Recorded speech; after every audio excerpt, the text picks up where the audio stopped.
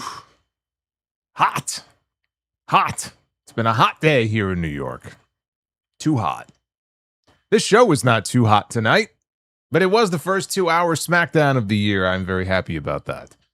I am not complaining about the fact that we had a 2-hour SmackDown tonight. I always said the time may change the quality of the show, though. That's a different story. Honestly, you know what this show felt like tonight? This felt more like a 90-minute show that they stretched out to 2 hours. And I'm sure part of the reason for that anyway is because they taped Raw on Monday and then immediately taped SmackDown because they were giving everybody off for the 4th of July holiday this weekend. So this was a taped show. They did 2 shows in one night. So I'm sure they piped in some crowd noise. We got some crowd sweetening, especially during that Brie Bella and Lainey Reid match. And so we ended up with the show that we ended up with here tonight. It was not a very good show, as is par for the course with SmackDown. Not a good show, but it was instantly better than every other 3-hour episode because there was 1 hour less of it. You see? And we get to enjoy it now for the next 6 months. That's great. We do have a new number 1 contender for the WWE Championship. It was Cody Rhodes and Jey Uso in the main event of tonight's show. And the winner would go on to Monday Night Raw next week in Chicago to challenge Sami Zayn for the WWE title. So Sami Zayn got to come out tonight here on this show. He got to revel in being champion for the first time in his career. It may be the only time that Sami Zayn walks out on SmackDown as the WWE champion, because it sure feels like he ain't going to have that championship after Monday.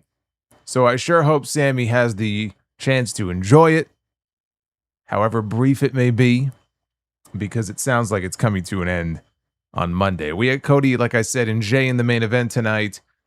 And I'm watching this match, and, you know, they're doing what they do. They're going through the motions, and they're hitting all their usual spots. And I'm like, this doesn't feel like a major number 1 contenders match. And then I laugh at the people who actually, and there were some people I'm sure out there who thought there was at least a possibility that WWE might do Cody and Jey at SummerSlam, because Jey was going to win King of the Ring. Brock was going to screw Oba. We were going to end up with King Jey. And I'm like, this isn't even a SmackDown main event.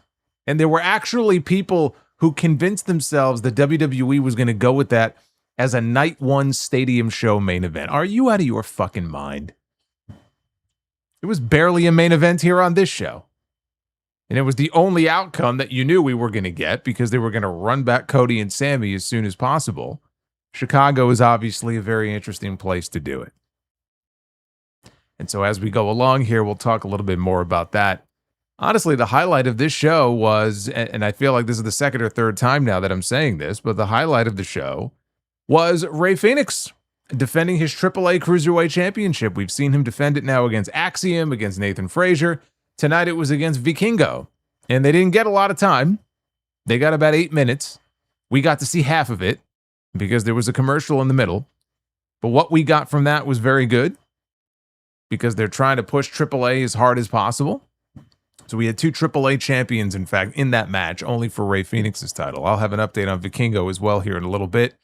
And they have made a United States Championship match for next Friday's show. It will be Trick Williams defending his title against Carmelo Hayes. Now that Trick Williams has vanquished Ricky Saints, who was not on the show tonight, we are moving on to Trick and Melo, which may well also end up being a SummerSlam match.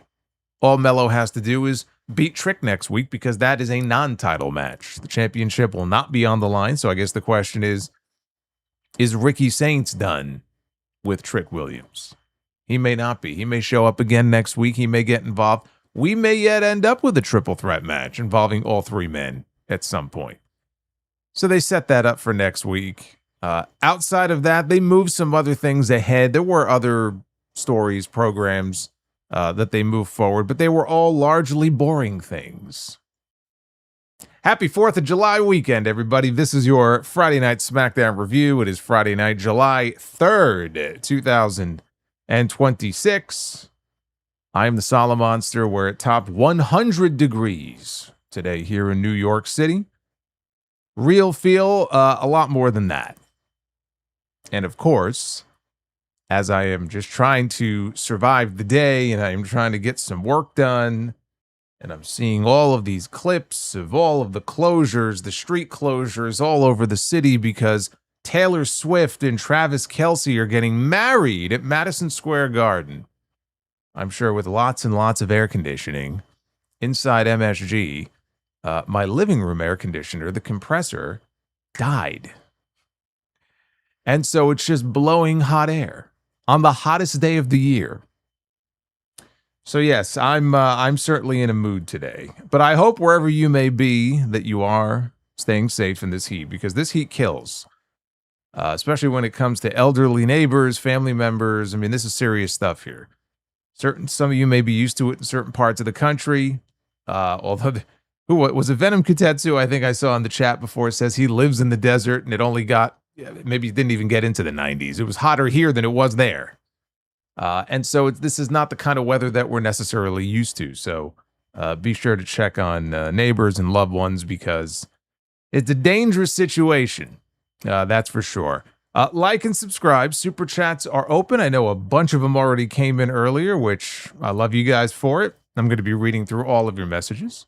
We had a big night on Wednesday. I want to once again shout out. Well, I mean, there's a bunch of people to shout out. Boots being one of them, and Randy Bobandy. But Death Scythe gifted almost 30 channel memberships on Wednesday alone.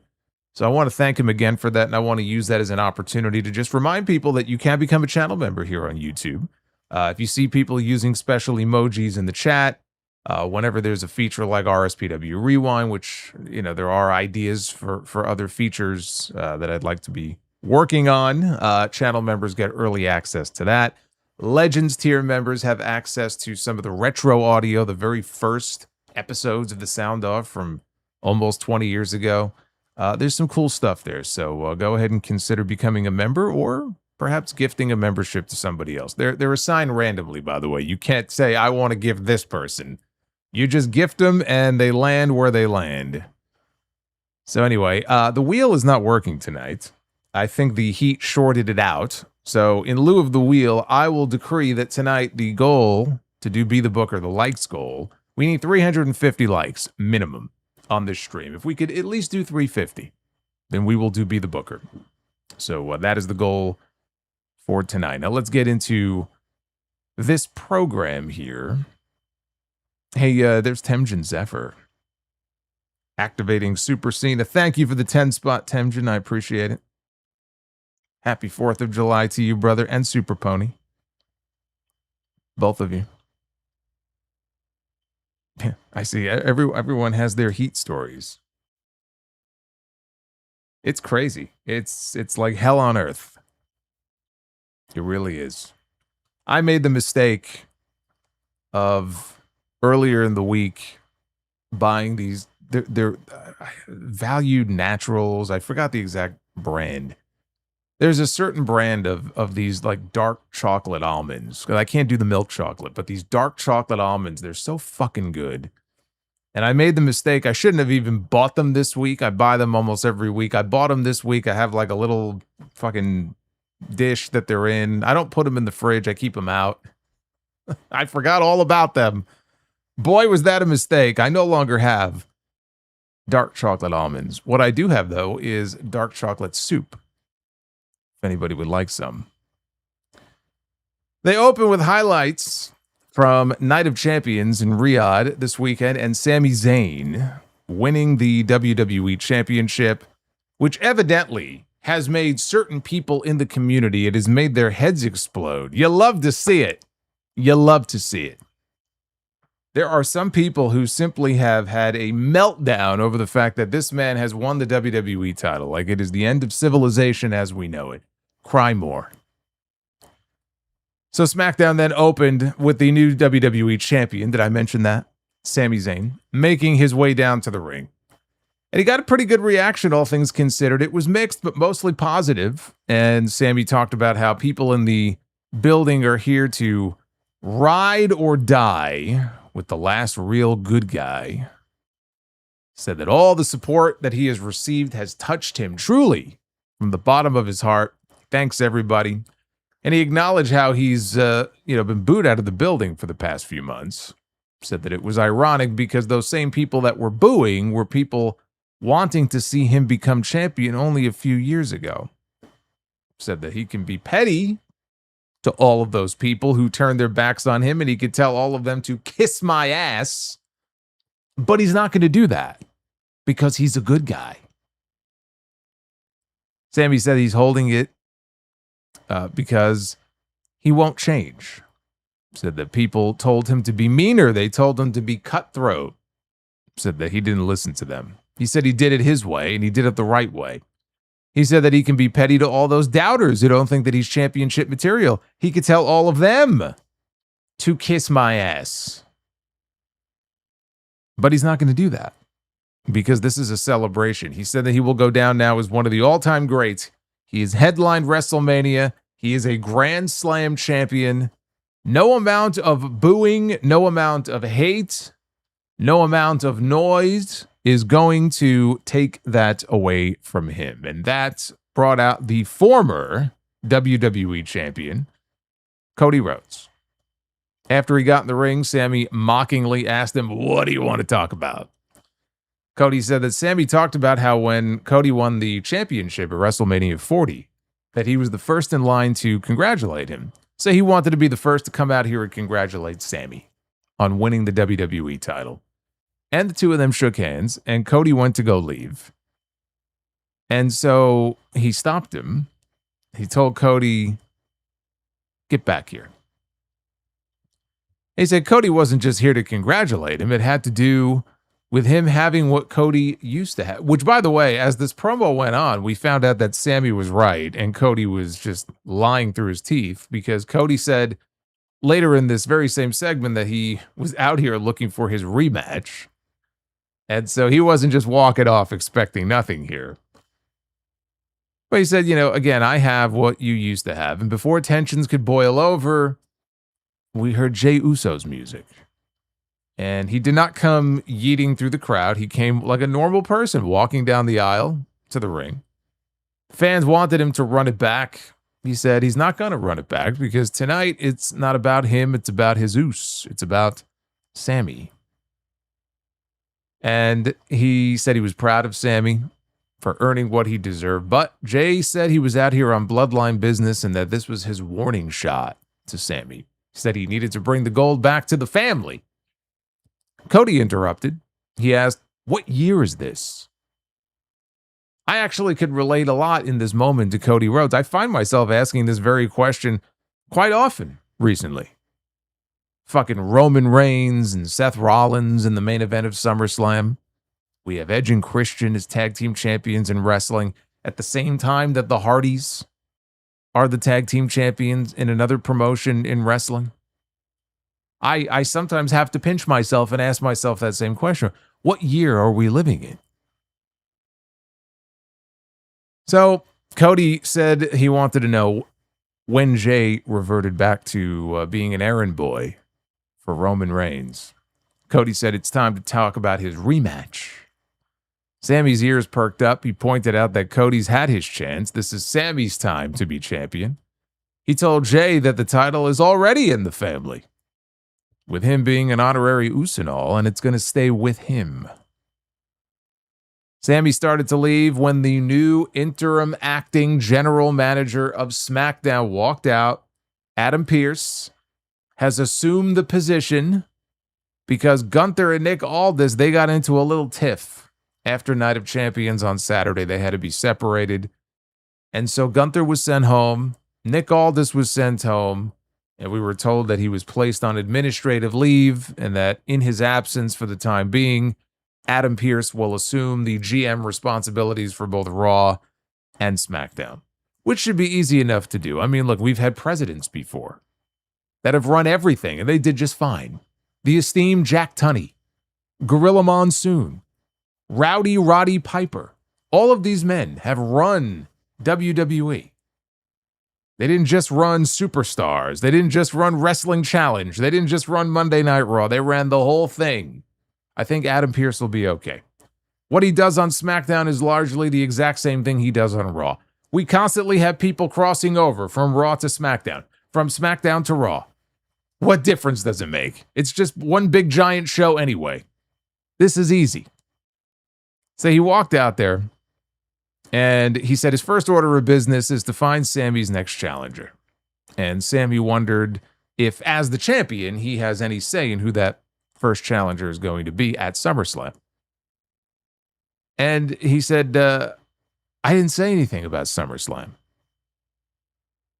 So no, Sami, as it turns out, is going to defend his championship on Raw this coming Monday. Raw is in Chicago, and Sami will have his first defense of the WWE title. I am the legend. Shut the fuck up.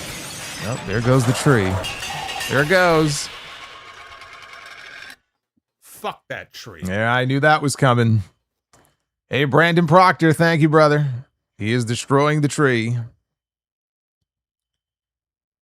How we are going to decide the challenger for Sami's championship is very simple. In the main event of this show tonight, it will be Cody Rhodes going one-on-one with Jey Uso, and the winner will get Sami on Monday.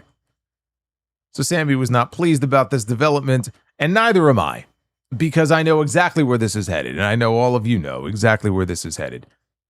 First of all, in this segment here, Sami, he was straddling that line here between heel and babyface. He got a decent amount of cheers, you know, coming out his first night as champion. Came out, he's thanking the fans from the bottom of his heart. Thank you very much, all my Ride or Die fans.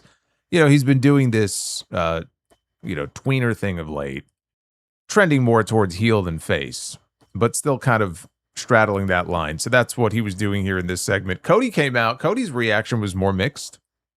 It wasn't really overwhelmingly positive or negative one way or the other. If I had to choose between a match this Monday, between Cody Rhodes and Sami Zayn, or Sami Zayn and Jey Uso, in this circumstance, I wouldn't have said this about SummerSlam, but in this circumstance, I would go with Jey and Sami. And the reason I would go with Jey and Sami is because Jey Uso has no fucking shot at winning the championship, nor did he before. Cody, on the other hand, is the favorite going into that match on Monday. I would actually be quite surprised if Cody Rhodes does not leave Chicago on Monday night as the new WWE champion. So at least if we had Jey and Sami, I wouldn't worry nearly as much. In this case, if you're a Sami Zayn fan, you have very good reason to be worried about how this is going to turn out on Monday. But I'm a lot more sure about Cody in this spot than I am Jey Uso. Now, look, I made the comparison previously that they're going to do to Sami what they did to Christian 15 years ago. Now, at least with Christian and Randy Orton, we ended up with a really great summer program out of it. They had some really great matches. They flip-flopped the belt back and forth a few times. They paid it off at SummerSlam. And so I'm not going to say even if Sami does lose the championship this soon that he's going to be out of the main event scene and that's it. You know, he's kind of back down to the mid-card and that's the end of Sami challenging for the title, but it probably is. I don't see him following Christian's same path where he flip-flops the belt back and forth and, you know, I don't see it. I don't have that same kind of faith that that's what would happen here. But it feels like we're headed for a very Christian-esque moment come Monday night. At least in the case of Sami, he will have held the championship for longer than Christian did. Christian had the title technically for 48 hours, even though that SmackDown where he lost it didn't air for a few days until after that. But it feels very much like that's exactly where we're headed. And that's assuming, of course, Cody Rhodes is the one who is going to Raw on Monday night. I won't give it away yet. We haven't gotten to the main event yet. We'll talk about that a little bit later. But let's go on with the rest of this show here. Oh, she's coming up later. Venom Kitetsu. You've jumped the gun. She's coming up a little bit later on. You almost timed it right.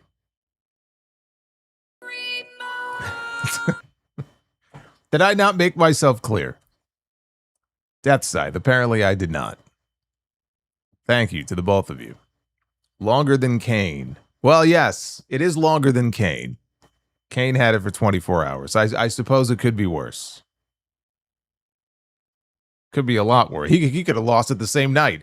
If they had a Money in the Bank briefcase floating around still, he may have been champion for 3 minutes. It could always be worse.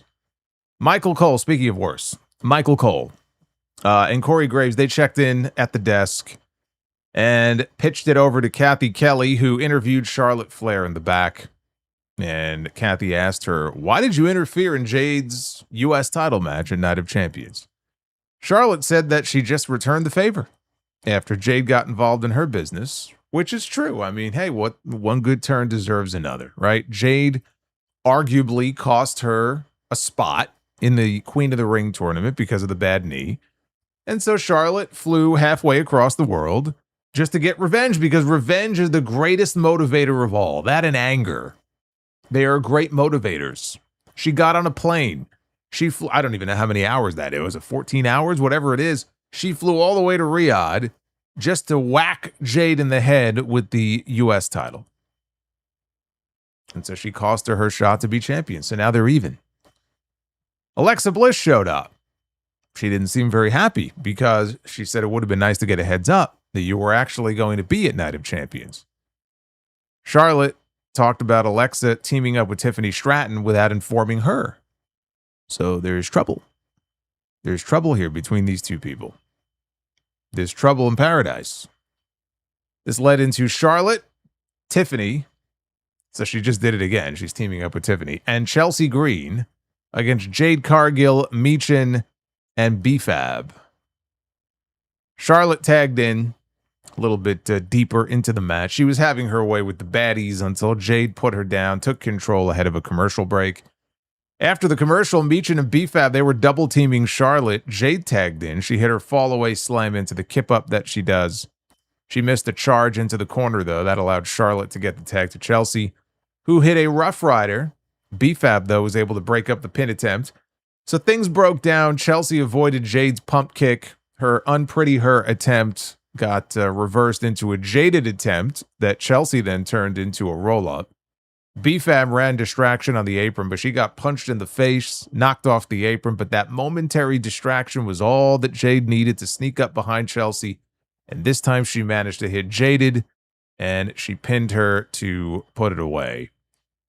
So they're still keeping Jade strong as they prepare for the inevitable showdown at SummerSlam, which is still not official yet, but you know it's coming. It's going to be Charlotte Flair one-on-one with Jade Cargill. It is getting very tiring seeing these same combinations every single week.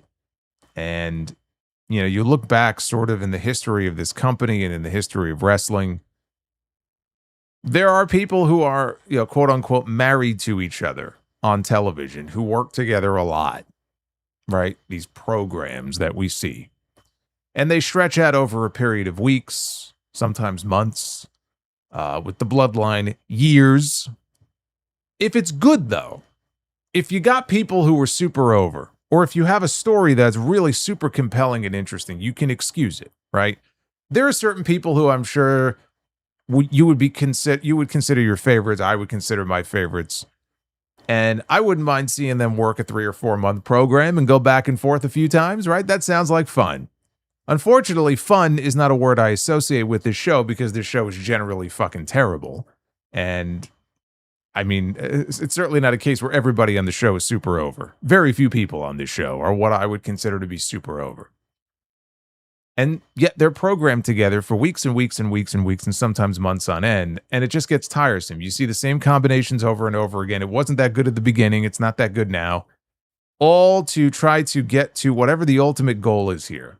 And the ultimate goal here is Charlotte and Jade, and that's a big enough match for them to do at SummerSlam. But in the meantime, we have all these weeks of television where we're seeing the same combination of Charlotte and Tiffany and the baddies and Jade and Michin and B-Fab and singles matches and tag matches and trios matches. And I just feel like it's this infinite loop, and it's just not that interesting.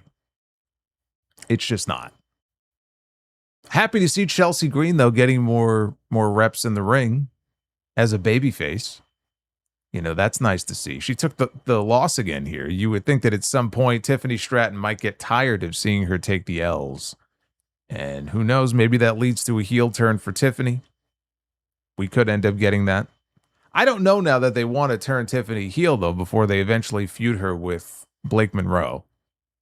So I don't know that the end goal here is for Chelsea and Tiffany to have a program together, and with Tiffany maybe as the heel and Chelsea as the babyface. I thought maybe that was potentially the plan before, but now I'm not sure because I'm sure they're going to want Blake and Tiffany to work together. Blake is the heel. I'm not sure where that leaves Chelsea. Backstage, Adam Pearce was confronted by Sami Zayn, who was very upset that he had to defend his title on Monday. He was very upset that he had to go to work on Monday. Pearce said that Sami should be honored that he is defending on a great show, such as Monday Night Raw. And maybe he would even invite some SmackDown stars to Chicago to make it a real super show. He left. Sami was about to smack another water bottle when he spotted Johnny Gargano planking. He smacked the water bottle anyway, went over to Johnny. He was so happy to tell Johnny that he did it. He won the championship. And then he asked Candice LeRae to take a selfie. Although I guess if she's taking it, it's not really a selfie. But he wanted her to take a photo of him and Johnny. I have to assume, maybe I'm being naive here. Maybe I'm giving them a little too much credit. I have to assume that this is leading somewhere. They have something in mind for where this is going with Sami and Johnny Gargano. I said coming out of Night of Champions on Saturday, I actually brought up Gargano. I said, well, where does that go, right? It's a minor part of this character makeover that Sami has gone through. Is Johnny finally going to wake up? Is he going to be a lackey for Sami? Is that going to be the role for him? Usually Sami would be the lackey. Maybe Sami will have his own lackey. It'll be Johnny Gargano. Johnny Gargano is still planking. Nothing has changed. Sami won the championship on Saturday. Almost a week ago now. Nothing has changed. Johnny Gargano is flying himself around the country, and he is laying on top of boxes. I don't remember when this started. He has been doing this literally for months. And at first, I can't even say, well, at first it was kind of funny. It was like, no, it was never really all that funny. It was stupid when they started it. It's even dumber now because I never would have expected that fucking 3 or 4 months later, we would still be doing this shit. And I'm not really sure, is he like the mascot of SmackDown? I have to imagine that there is some sort of end goal here to him being buried in this way. Because that's what's happening here. You know, what's the one thing that Johnny Gargano was really good at, other than laying around, literally laying around every week? Wrestling. We saw it in NXT. We have yet to see that version of Johnny Gargano on the main roster. But I have to remind myself also, like all those great Johnny Gargano black and gold matches and the stuff with Ciampa and everybody else he worked with, it's almost a decade ago now. And I don't know that we're ever going to see that Johnny Gargano ever again. He's the thing with him is he has never been over on the main roster. Even as a fan of his work, I can sit here and tell you that it's always been a struggle for him when he's out there, either in a singles or a tag, to get any sort of real meaningful response from an audience. And maybe they looked at this and they thought, because of that, we have to go in a different way, and this will be something entertaining, and maybe he can get over in this kind of goofball, cornball type of way. But they're not doing anything. He's literally laying around doing nothing every single week, and I'm just like, what is the point of this? Months of this. Months of this. I don't understand. For this, it's just it's beyond ludicrous at this point. What is the point of this? Are they just running down the clock on his contract? I don't understand.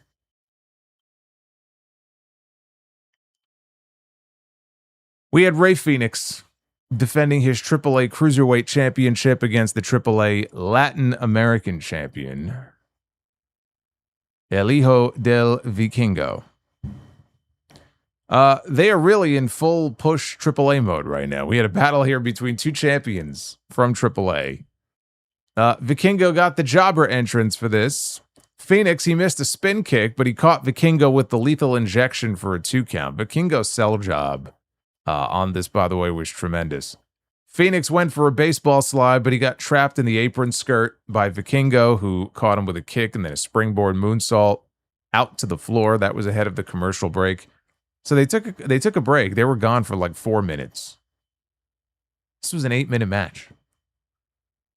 Vikingo later hit Fenix with a very impressive 630 Rana off the top, only for a 2.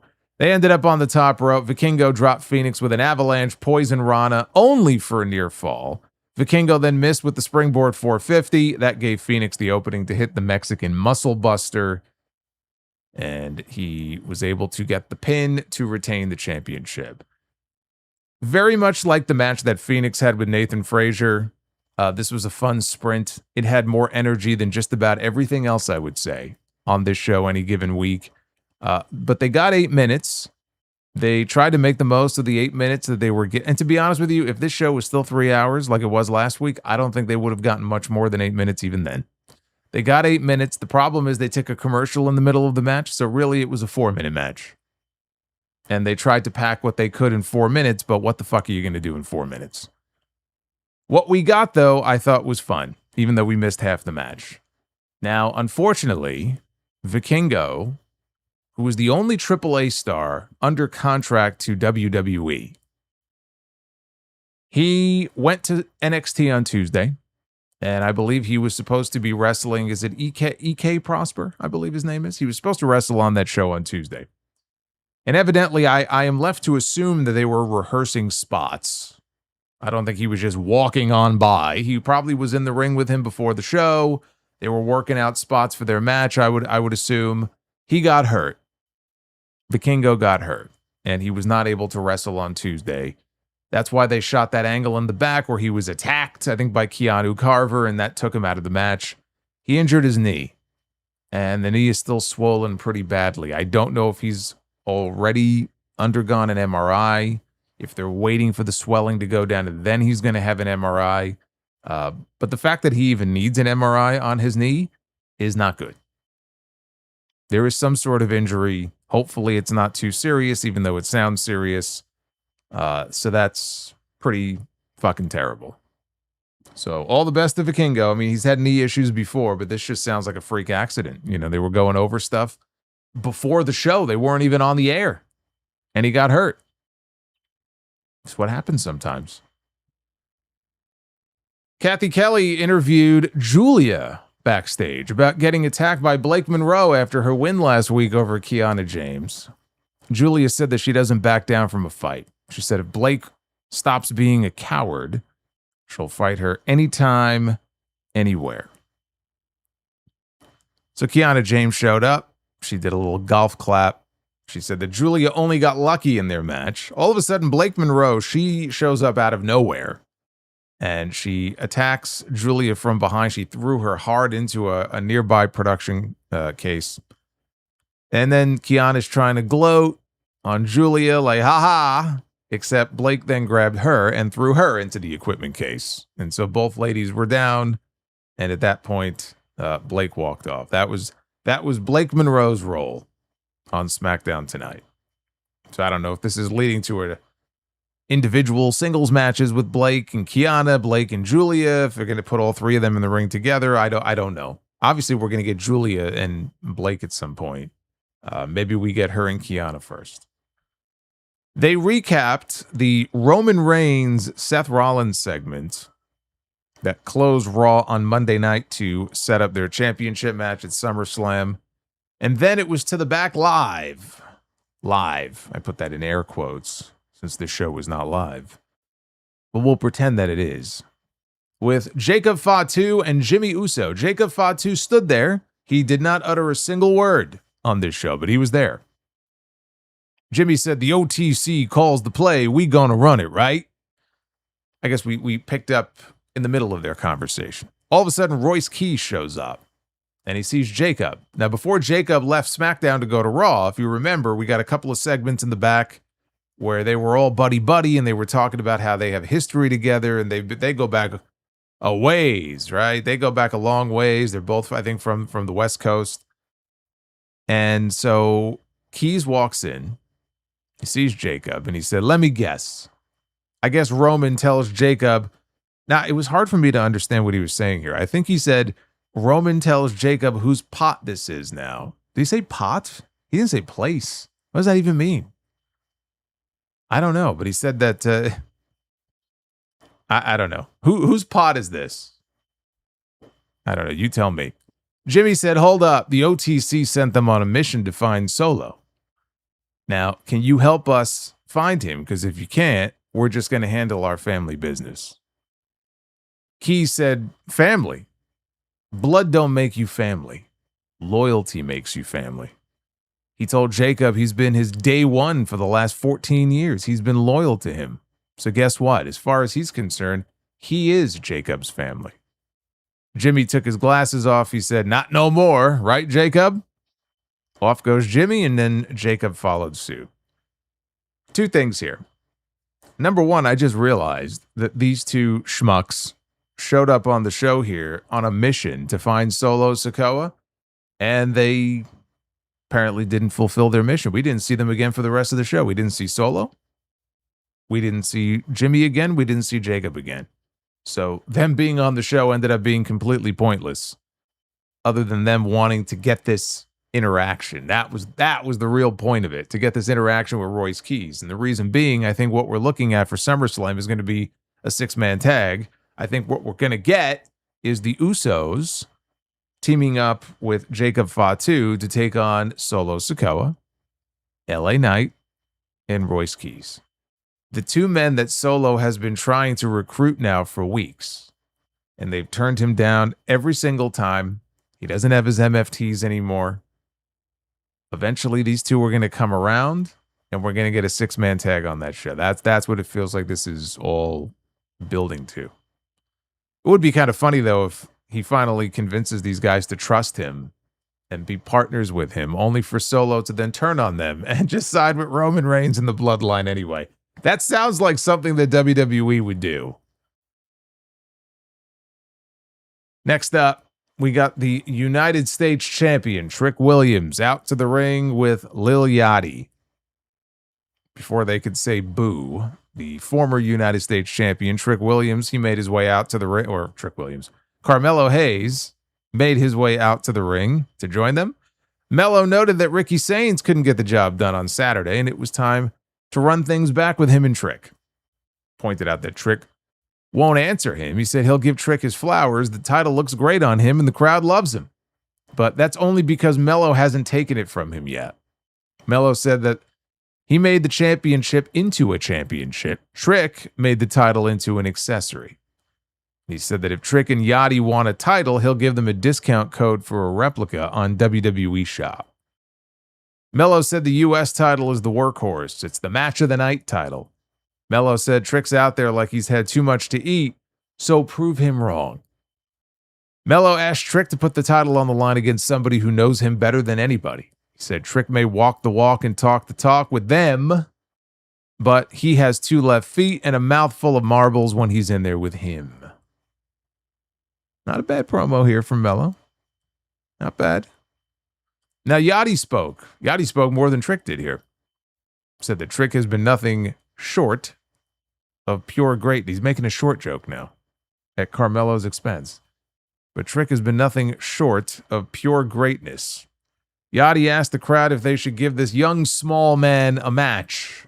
And they all chanted yes.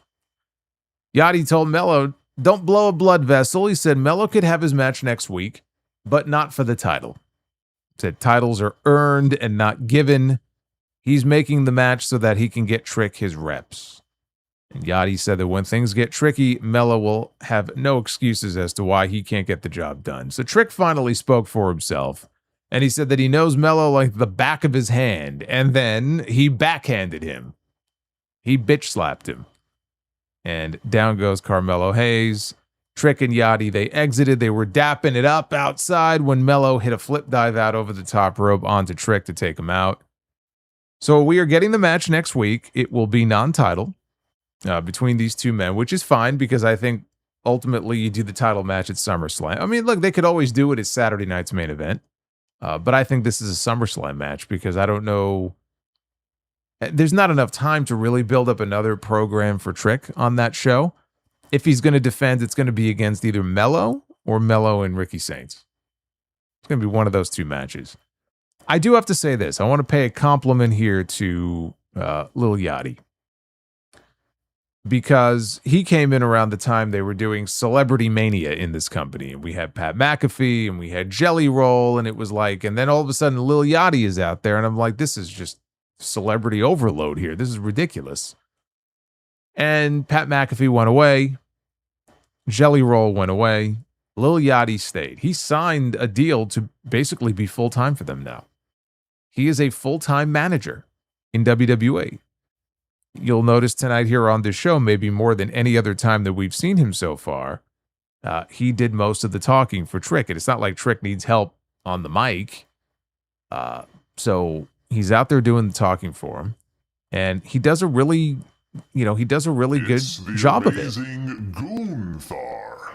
Jerry Lawler loves Gunther the Magnificent. All hail Gunther. We have an alert to break in here with Death Scythe, who is coming in with a Gunther bomb, $66 Gunther bomb. Where is this thing? I'm going to give that a little heart in the chat. I see we can heart some of these now. Thank you, Death Scythe. Death Scythe has been bringing the heat this week. As if we don't have enough of that here. We have too much heat. This is a good kind of heat, though. Thank you, Death Scythe. I'm going to read your message here in just a little bit. But what I was going to say is, Yachty does a really good job in this role. He knows what he needs to do when he's out there. He, speaks on behalf of Trick as almost like he's his agent or something. He makes all the decisions. He signs the contract. He gets the deals done. And I think they make for a good combo. They're in a weird place right now where, like, even here in this segment, they were kind of more heelish. And we've seen that a few times recently. The fans still love to chant, whoop that Trick when Trick comes out. He's still booked as a babyface, I would say. I wonder if they kind of shift back into more of the heel direction. Like, how do the fans take to Carmelo Hayes? If they're going to play this out, let's say, until SummerSlam, are the fans going to be more behind Melo, or are they going to be behind Trick because they just think he's cool? That was the issue earlier this year. He was supposed to be a heel, and the fans just organically started cheering him because he was cool, right? He was the new face on the brand. He's super confident. He's coming out there with his, white fur coats and everything. He's got the catchy phrases when he's on the mic. But now it's like, okay, there's got to be more to it than that. They added Yachty to the act. Would it be better for them to trend more in the heel direction? Or should they just kind of stay the course and run the risk of kind of burning the act out? Because it almost kind of feels like it's already kind of burning itself out. This is where I say it's a little risky. You got to really be careful, I think, with where you go with this now. And you don't want to go too far into babyface territory because then he's not cool anymore. So I'm curious to see how this evolves in the weeks to come. If he does take more of a heel approach, which I think might be the better way to go. You don't want to force anything, but just kind of naturally let it kind of run its course. So then it was backstage to Danhausen's lair with The Miz and Kit Wilson still shitting there. They are sitting there looking very zombified and lobotomized, and it is entirely possible that they are shitting themselves. We just can't see it. They may well have, they were electrocuted, so they may well have lost all control of their bodily functions. They were sitting there, lobotomized. Matt Cardona showed up. He told Danhausen he saw what happened on Raw with the Judgment Day. And Danhausen told him not to worry. He got a match with the guy with the big head who always follows Dominic Mysterio around. They're going to have a match on Saturday night's main event at Madison Square Garden. Cardona told him, hey, if you need backup, I'm your guy. Danhausen told him, I just got off the phone with my backup. And Cardona questioned this because Danhausen, when he walked in, was talking on one of these old-timey candlestick phones. This is from like the Abbott and Costello days. But the phone wasn't connected to anything. So he was wondering, are you sure about this? And Danhausen assured him this person is real. He's from New York. So he's going to take the train down there. He's going to explain the whole plan to him. So there you go.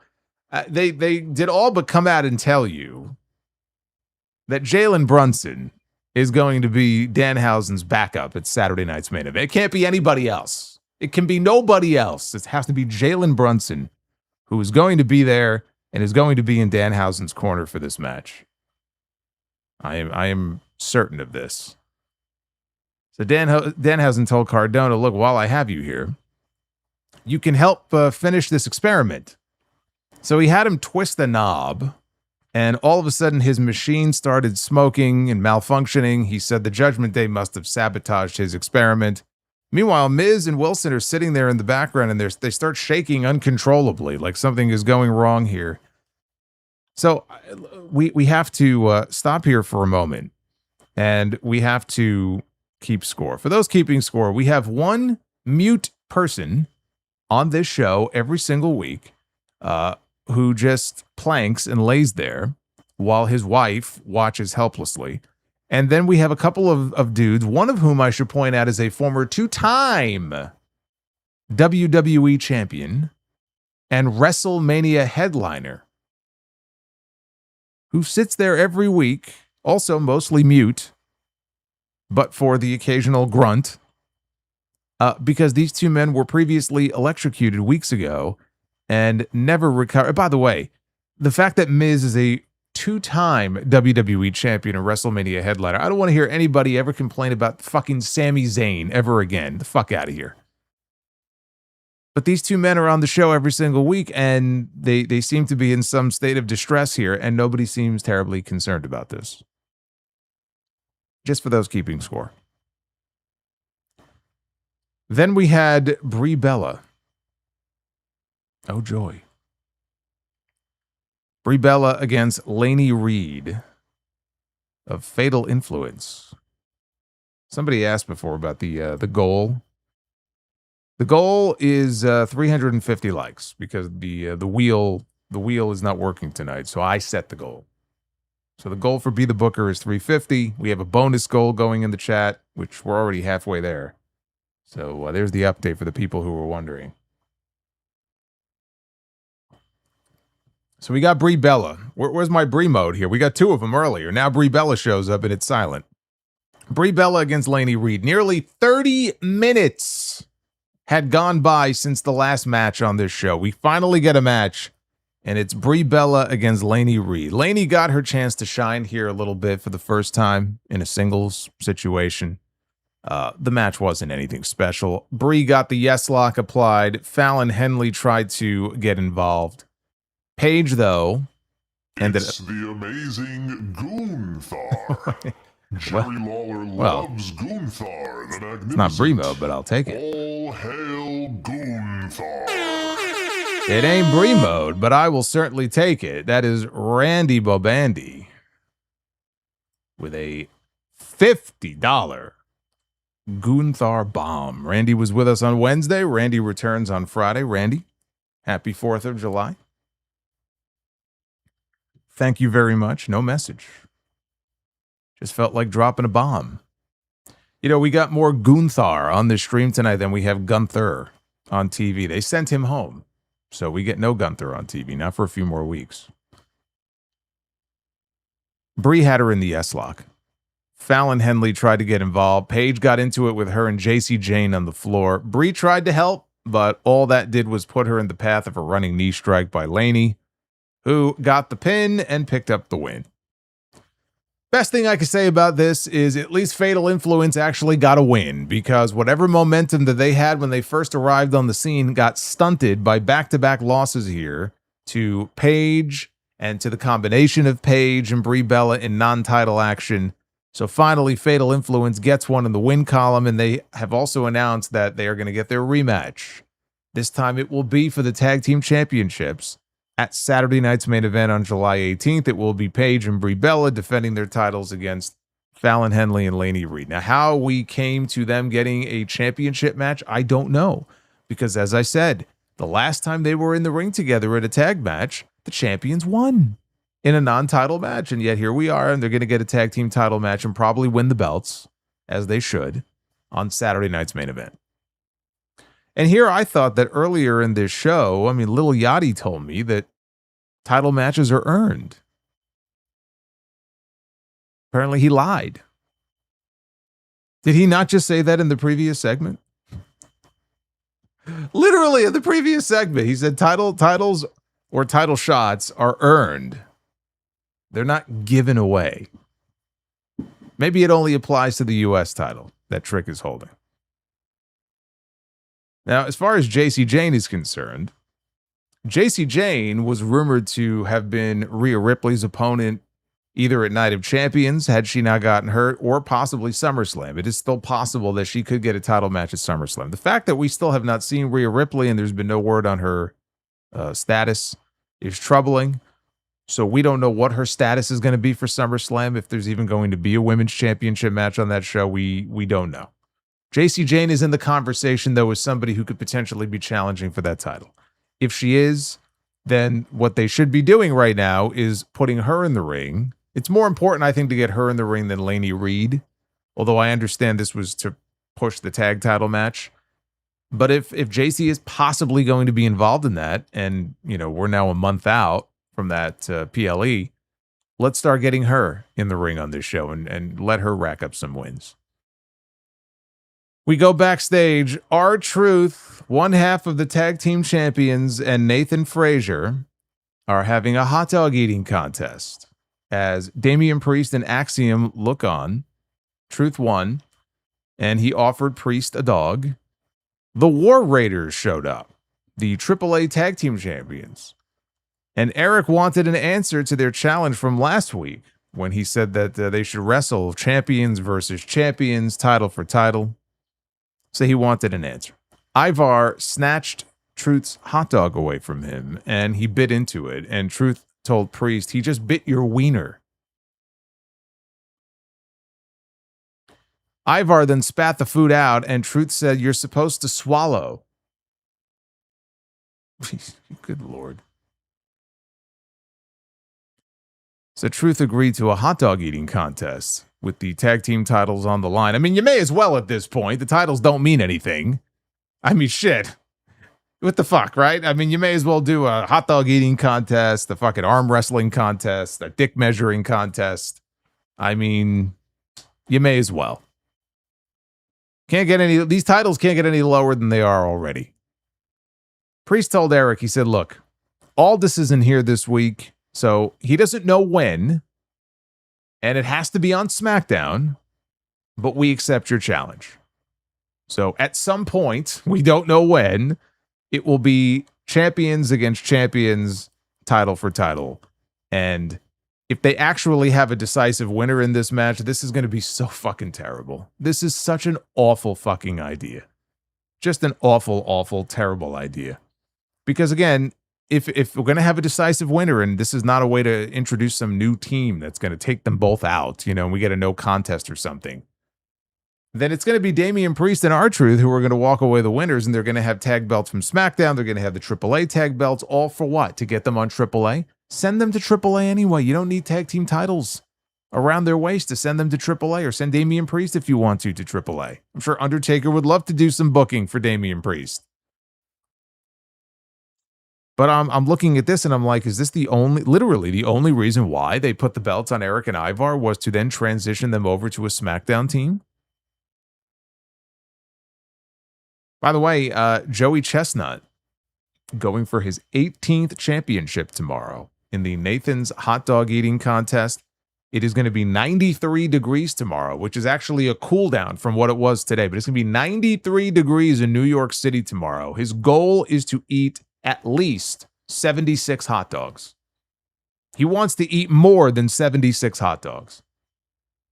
If I ate 3 hot dogs on a 93 degree day, I would just puke it all up.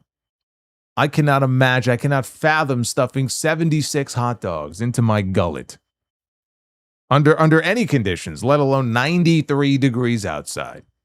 But somehow every year this guy finds a way to do it. He's looking for his 18th championship. He's like fucking the Ric Flair of the Nathan's hot dog eating contest.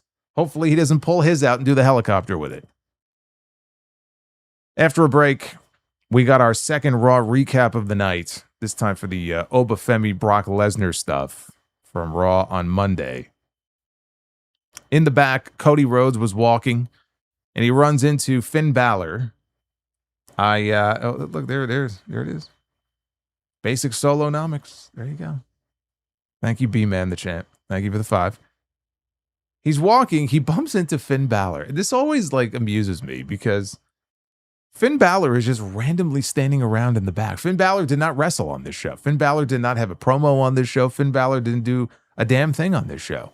I guess if you kind of just look at it from a kayfabe perspective, he's just randomly standing around backstage. And he's not only that, he's in his gear. So I guess that's why sometimes I say it's almost like a 2K cutscene where, you know, you're in the back and people are just standing there. You have to decide which person you want to walk up to and engage in conversation with. I just imagine like Finn Balor shows up to work and, you know, he gets all dressed and he's just standing around in the back with nothing to do. He's probably the happiest man in the world that Cody Rhodes came over to talk to him, because otherwise he wouldn't have had anybody to talk to. Cody Rhodes is getting ready to come out for his main event. He walks over to Balor, and basically Balor said to him, "You're the reason I came to SmackDown. Not just to wrestle you, but I wanted to wrestle you for the championship." So he told Cody, "Go get your belt back." And Cody walked off. Tama Tonga shows up. And he says to Finn, "Yeah, I was thinking about what you said last week," or whenever it was that they interacted in the back. And they spoke with the elders. They got to go through the elders now, I guess, to get permission to do anything, I guess, you know, to feud with someone or wipe their ass or whatever it may be. They got to go to the elders. I don't know who the elders are. I guess, wouldn't The Rock be the elder at this point, right? Alpha and Sika are no longer there. Who would the elders be? I don't know. If not The Rock. But anyway, maybe Tongaloa. Maybe Tongaloa is the elder. But they went to the elders, and he was about to tell Finn what the elders said. But as he's saying this, Tala Tonga sneaks up from behind Balor. He ambushes him, holds him down like he's choking him on top of an equipment case. And Tama leans in and he tells him he's closing the book on his past. And that includes Balor. You know, outside of a passing comment here and there from Shinsuke Nakamura when they were doing all these segments that ultimately really went nowhere, with Nakamura and Tala Tonga. They may have done a TV match that nobody really remembers. But outside of like Nakamura and Tala Tonga or Tama Tonga briefly interacting and kind of referencing their past in Japan very, very briefly and without any context whatsoever, outside of that and a comment like this where they're alluding to Balor and Tama having a history together, like in Japan, WWE has not bothered. They have not taken any measures whatsoever to educate their audience about the history, the real history here between these two men. They have not done a damn thing. Now, look, I understand they don't have access to the footage from New Japan if they wanted to show highlights from the Bullet Club days or of past, you know, interactions between these two men. And frankly, even if they did have permission, I'm not convinced that they would care enough to even go to New Japan and ask for permission to run anything. They think it's sufficient enough to just tell people about Japan. That's like the key word for them. Just say Japan. We have history in Japan. And so in their minds, people will fill in the blanks. Oh, okay, they must have wrestled each other. Or, oh, okay, they must have been partners or been part of the same group or they were in a tag team, right? We don't know because WWE doesn't bother to tell you. They just sort of dance around it and they're like, oh, well, there's history here between these two men. And you're talking about an audience in terms of WWE fans who, by and large, have no fucking idea what that history would be. They don't know what Bullet Club is. They don't know, right? They don't know what they don't know. But they want to bring it up without actually telling you. I look at this, and maybe I'm aware of it, right? But I'm looking at this, and I'm like, well, okay, I don't give a shit. Who cares? They're not doing anything to really get you excited about the fact that, oh my goodness, there's history here between these two men. It's like, is that supposed to impress me? Is that the level of storytelling that we have here? Where it's okay to just say, oh, these two have history. Don't worry about what that history looked like. Don't worry about what that actually means. Well, we're just telling you that they have history together, and so you should care. Why should I care? Who gives a shit? Who cares? They're going to have a match next week. They announced that on SmackDown next week, Finn Balor is going to wrestle Tama Tonga. Who gives a shit? Who cares? Why should I care that these two men are going to have a match on SmackDown last week? Because Tama Tonga has attacked him backstage and said the elders have sent him after Finn Balor. What does that mean? What does that even mean? Like the bare minimum level of effort that they can put into this is what you can expect to get out of these people when it comes to these mid-card stories on SmackDown. They cannot even be, like, even the Royce Keys and Jacob Fatu stuff, and in that situation, I'm not even sure what they would have to show us. They're just telling us that these two have been friends for 14 years. I don't even know if that's true. But they're telling us that these two friends, they go back a ways and everything. It's like we have the same it's the same fucking story on the same show. It's the same story on the same show where they are telling us that these two people have history together and we're supposed to just look at that and fill in the blanks ourselves with whatever that's supposed to mean. Royce Keys is showing up on this show and he's looking at Jacob and saying, you and I were like thick as thieves, man, 14 years.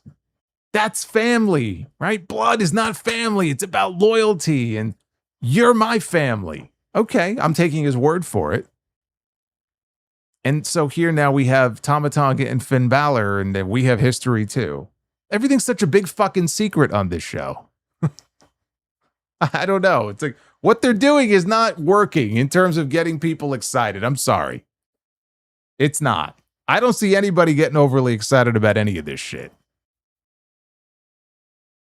They closed with Cody Rhodes against Jey Uso, a number one contenders match for the WWE Championship. And again, some people actually were concerned that the match for SummerSlam might just be Cody Rhodes and Jey Uso. Like, again, I'm just blown away by it. Look, I was worried that we were going to get Jey Uso maybe against Roman Reigns or something. But give me a fucking break. They have a stadium to fill on back-to-back nights. Do you honestly believe they were going to do Cody Rhodes against Jey Uso at do you understand something right now? That SummerSlam last year, now to be fair, they had John Cena on night 2. And so John Cena sold a lot of tickets for them last year. But they had between 50 and 60,000 seats sold for SummerSlam last year, both nights. I think the number they claimed for night 2 was like 60. Legitimately, though, it was in that 50,000 range. Right now, they're tracking at like 23,000 each night for SummerSlam. It's one of the reasons why they wanted to do Obafemi and Brock Lesnar in a Hell in a Cell match on one of these shows. Cody Rhodes and Jey Uso, I mean, that was not going to cut. It's probably one of the reasons why Sami Zayn may not end up in the main event at SummerSlam either, but it's nut up or shut up time now. You got a month to go, and they got a lot of tickets to sell. Although they'll make their money because the tickets are still very high. So even if they don't sell 50,000 seats to SummerSlam this year, they're still going to make quite a lot of money. But Jey went for a super kick. That was avoided, though, into a crossroads attempt. Jey countered out of that. Cody got sent outside. Jey hit a suicide dive. So late in the match, Jey hit the Uso splash. That wasn't enough, though, for the win. Neither was the Cody cutter that followed. There was a disaster kick attempt that was met by a super kick, followed by a spear by Jay, only for a 2. Jay headed to the top. Cody rolled out of the way, though, and then hit Jay with a spear, followed by a crossroads, which looked good, too. It looked like he really spiked Jay with it on the landing. That should have been it. Like, he hit his finisher. It looked good, and Jay still kicked out. This is one of those things where I think we're so conditioned in wrestling today, where every finish has to be kicked out of, that when I see something like this, where Cody hits his finish and even Jey Uso has to kick out of it, I just sit here and I just shake my head. Like, was it really necessary for Jey Uso to kick out of the crossroads, or could you not like hold off on the crossroads until later in the match? Because we see Cody so many times. He's got to hit it fucking 2, 3, 4 times before somebody finally goes down. Did we really need to waste a near fall on this? On Jey Uso. Really? Cody headed to the top for what looked like his own version of an Uso splash. Jay got the knees up. Both men struggled to their feet. They exchanged strikes. Jay got a sleeper applied. Cody backed into the corner to break it, and then he hit a crossroads again, and this time, thankfully, he was able to pick up the win. And so Cody Rhodes, to the surprise of absolutely nobody, is going to Chicago on Monday night. He will challenge Sami Zayn, and he will likely beat Sami Zayn to win back the WWE Championship. As far as this match, it was a very mid-main event.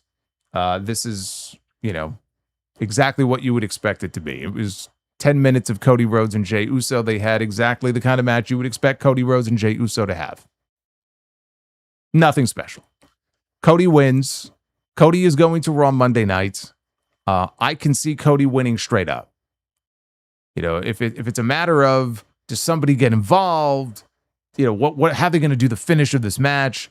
I really don't think we need to overthink this. I think that they're going to be in Chicago. I think there's been talk for a while now that, CM Punk is going to either come back on the show or that he's been pushing and lobbying to make his return on that show, even though he's going to be a SmackDown star most likely when he does come back, which he should be. But it doesn't matter because you had Adam Pearce, for Christ's sake, in the back tonight talking about, well, maybe we'll make it a super show on Monday and we'll have talent from Raw and we'll have talent from SmackDown. So see, it's okay now for CM Punk to show up even if he's going to be on SmackDown. I don't think we're looking at a situation where CM Punk gets involved in this match. Why would he get involved? Why would CM Punk interfere in this match? It doesn't even make any sense. Cody Rhodes is going to go in there and probably beat Sami Zayn straight up. Prove that Saturday was a fluke. And then we're going to hear Cult of Personality when the match is over. And CM Punk is going to come out. It's going to be the exact same thing that they did 15 years ago in 2011 when Punk beat Cena to win the WWE Championship. And he went away for all of like a week. But when he returned and he showed up on Raw, which I believe was the night that John Cena ended Rey Mysterio's reign as WWE champion after an hour, he beat him. He won the belt back. And then you heard, for the first time actually, the first time in WWE, you heard Cult of Personality, and Punk walked out. And Punk came to the ring. He still had the belt. They had made a new one, and they both held up their belts. We're going to get something similar on Monday. I think Cody beats Sami. We hear the music, and out comes Punk. And they set up what will likely be the main event for one of the 2 nights of SummerSlam this year. Cody Rhodes defending the WWE Championship against CM Punk. And that is a match that I have wanted to see for some time. I think it's one of the biggest matches outside of Rock and Roman and Oba. It is one of the biggest it probably is the biggest match outside of those two, or right alongside Roman and Oba, that they could do, is Cody Rhodes against CM Punk. I want to see that match. If that is going to be the main event of night 1 or night 2 of SummerSlam, I think that's great. I think that's fine. To do so at the expense of Sami Zayn, 1 week, basically, roughly, 1 week after winning the WWE Championship, that would be disappointing. I'm sure that would be upsetting probably to a lot of people who even work there, who genuinely love Sami Zayn. They love working with him. They think the world of him and his in-ring work.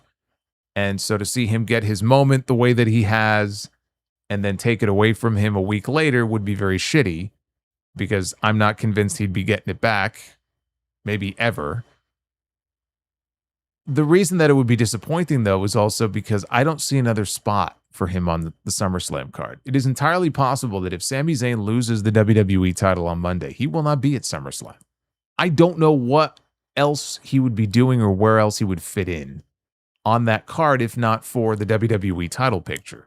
So would he be involved in a match with the two of them? I think that's certainly a possibility.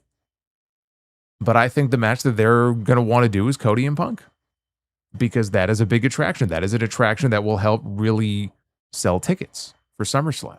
I can understand the desire to want to do that match, but if it happens, it's going to be at the expense of Sami Zayn. Unless you can sort of worm him in there somehow, I don't like what the future holds for him come SummerSlam if he loses that championship on Monday. And I think right now there's a very, very real possibility that's exactly what's going to happen. So I'm glad he got his moment, and I knew it wasn't going to be a long run to begin with, but man, the thought that he may not even make it to Saturday night's main event, let alone SummerSlam as the champion, that's pretty shitty.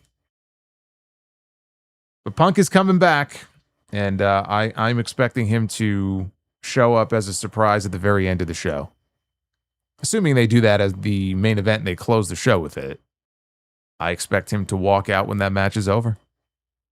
And we get that big face-to-face, and all right, buy your tickets now. You got Roman and Seth on night 1. You got Cody and Punk on night 2. You got Brock and Oba inside Hell in a Cell. Sorry, Sammy. How long did Sammy hold the NXT championship? Not very long. Not very long at all. How long did he hold the NXT championship? 3 months? 2 months. He won it in December at our Evolution. I'm pretty sure he lost it to Kevin Owens in February. 2 months, yeah. I don't even know if he defended it against anybody other than Kevin Owens. Yeah, that's the way it goes sometimes. But that's SmackDown. We got the first 2-hour show out of the way. It's 2 hours the rest of the way here until the end of the year, before we have the return of the 3-hour nightmares. So even though these shows are still largely not good, I will appreciate the fact that we have 1 hour less of SmackDown every week. This is good. This is a good thing. All right, let's go ahead and check out your super chats here, because we got a bunch of them to go through. Thank you guys for hanging out with me here on the eve of July 4th. On a very hot day. I hope wherever you are staying cool. We are doing one round of Be the Booker, by the way. The goal was 350. We were at 426, which is great. And, we're 9 out of 10. Look at that. 9 out of 10 on the bonus goal. We might do 2 rounds of Be the Booker. We'll see. We'll see how that goes.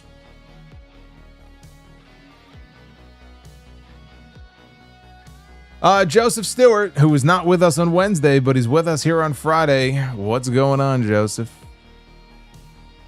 Oh my goodness, it's 6 in the morning in Norway. G. Bujar. Are you in Norway? You're in Norway. Wow, 6 a.m. What's the weather like in Norway? I'll bet it's not 98 degrees like it was today. That's 98 Fahrenheit, by the way. I have to remember we have a lot of international viewers. So some of them are in Celsius. 98 Fahrenheit. What would 98 Fahrenheit be in Celsius? I don't know offhand. Happy Friday, Joseph. It was on this day in 1985, both Back to the Future and Red Sonja with Brigitte Nielsen and Arnold Schwarzenegger premiered in theaters. I saw Back to the Future. I did not see Red Sonja.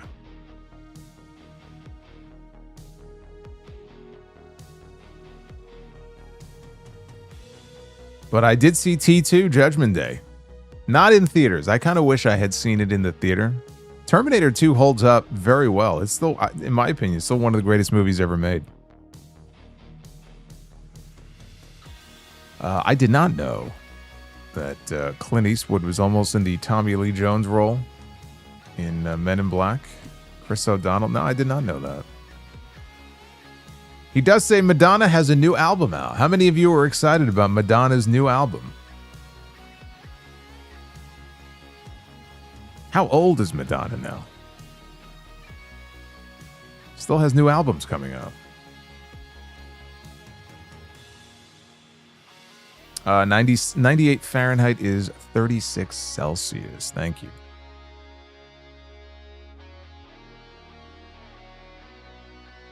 Oh, T2 is coming back to theaters in late August. Is that true?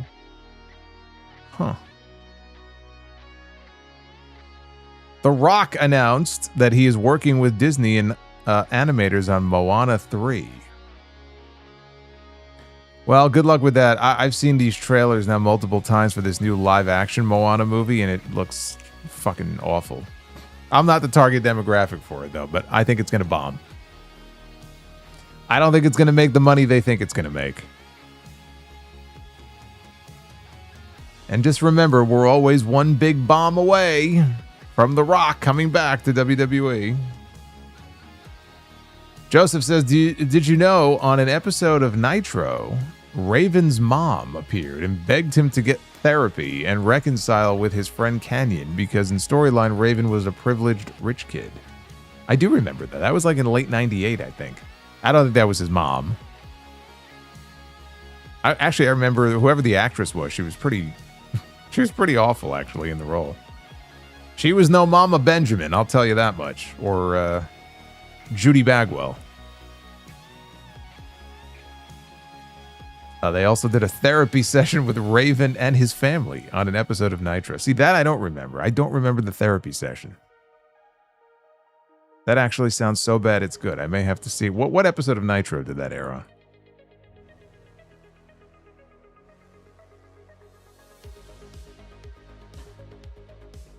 Says happy birthday to Tom Cruise and belated birthday to Bret the Hitman Hart. Absolutely. Happy birthday to Bret. Says top 5 favorite Tom Cruise movies. Tom Cruise movies, huh? You know what? I'm gonna go my number 1, and this may be a surprise to people. This may not be a popular choice for number 1. I'm going with a little movie that he was in called Collateral with Jamie Foxx. That's probably my favorite Tom Cruise movie that he was in. Rain Man is great. A Few Good Men. Tropic Thunder is hilarious. You know which one I never saw, and I probably should see it because it's pretty well regarded. He did a movie over a decade ago, I think, called Edge of Tomorrow. I may have to see that one.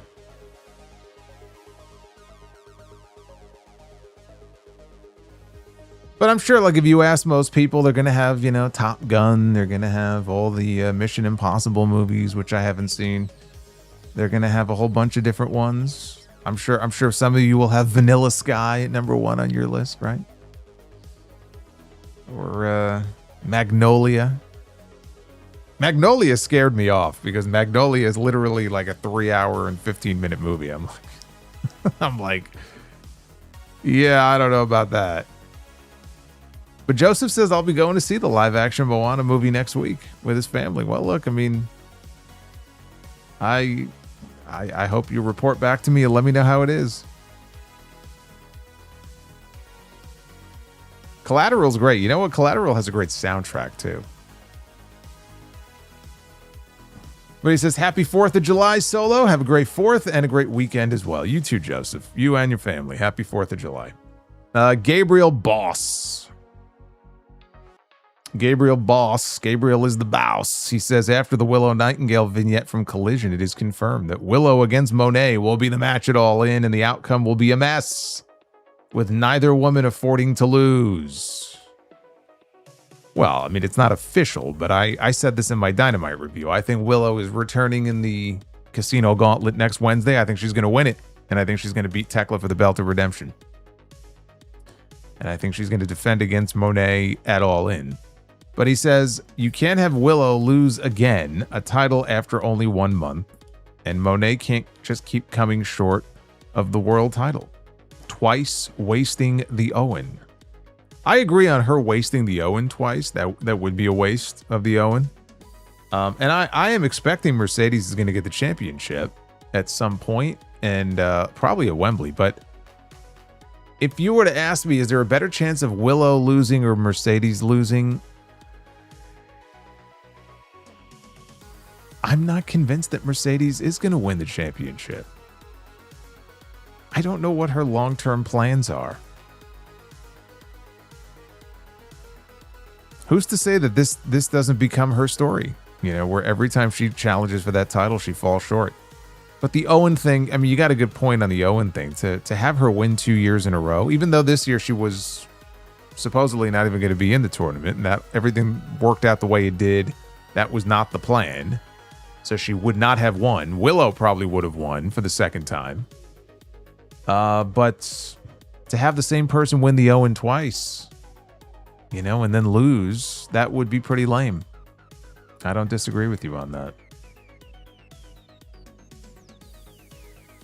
Leo, well, I guess I should be happy. On one hand, I was really convinced Kiana was not going to be seen for a very long time after last week. Because on the other hand, I don't really know how to feel about her booking still, and that's kind of where I'm at right now. And given the booking in WWE, you have every right to not know how things are going to end up for Kiana James, because everything is just sort of all over the place right now. He says, thank God for the Daredevil Born Again Season 3 leaks. They have been cheering me up, which I've needed because WWE has been letting me down lately. Wasn't there some sort of Avengers Endgame leak? What was it that leaked? Was it the script that leaked? Something leaked. There was like a major Hollywood leak recently. Everybody was freaking out about it. Broly says they hot-shotted the Cody and Sami title match because the U.S. faces Belgium in the knockout stage in the World Cup at the same time as Raw. Yeah, I don't know if that's the reason why. I think they're timing it with the return of CM Punk. That's what I think. I think that has a hell of a lot more to do with why we're getting that match on Monday.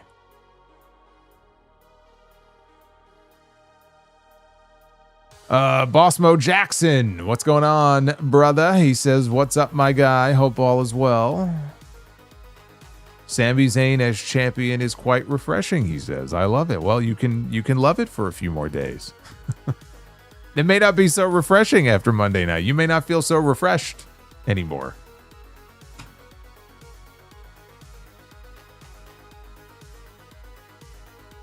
Says top 3 most hated or disliked sitcoms.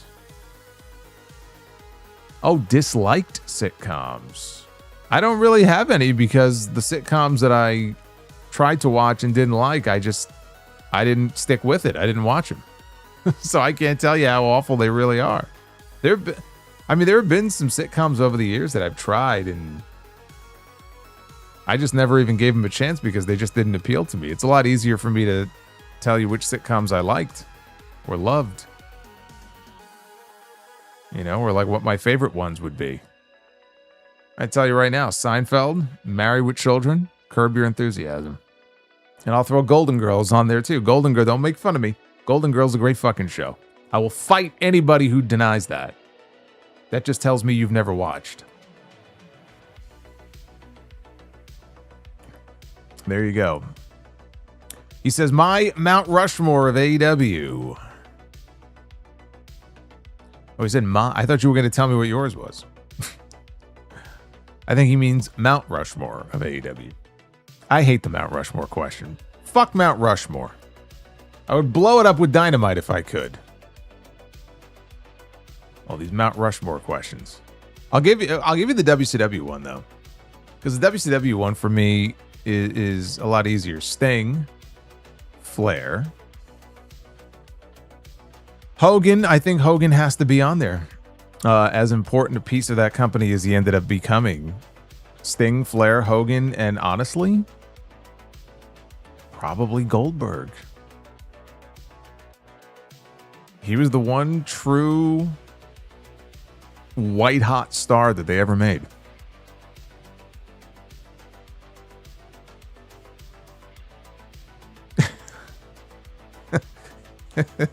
It's odd to say on the 4th. I would like to blow up Mount Rushmore. Well, if you got your 77th email with Mount Rushmore questions or 48th super chat with Mount Rushmore questions, you too would want to blow up Mount Rushmore. 187 Trapper Die. Does Punk turn heel Monday and cost Cody the title, or just come out after the match as the new? He just comes out after the match. He's not getting involved in the match. Has no reason to. He's not a heel.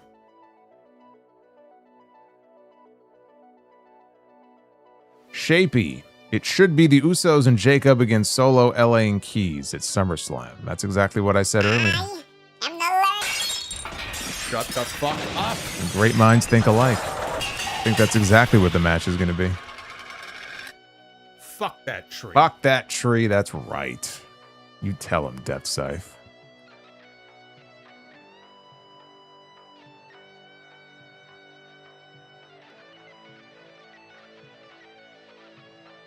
Drew McIncock is back with us with a $4.99. My birthday is July 4th. Can I get a birthday shout out from the legend? Been a fan for 10 years and will be a fan for 10 more. Well, I guess I have to do the show now for another 10 years now that you went and said that. Do you realize that if I do the podcast for another 10 years, I will be 1 year shy of 30 years doing the sound off? That's crazy. That's crazy. And I don't look a day over 30, especially with this hat. Just put a backpack on my back. I look like I'm going to college. Well, first of all, Drew, happy birthday. Happy 4th. May the 4th be with you. I know it's not the right month to be saying that, but I hope you have a great birthday. What a great day to celebrate it, too. You're going to have fireworks and shit going off. You could pretend that it's all for you. I hear it outside my window right now. We already have fireworks going off here. I don't know why anybody would want to be outside. Although I think it rained a few hours ago, so I think it broke the temperature. I think it's down to like only 80 now. Literally up until like 2 or 3 hours ago, it was still like 93 degrees outside. Just sickening. Temjin Zephyr is with us with a $9.99. I look like a frat boy. What's that group in Evolve? I guess they're in NXT now. With Brad Baylor and those guys. What's the name of that group? I could be part of that group. I could be part of that faction.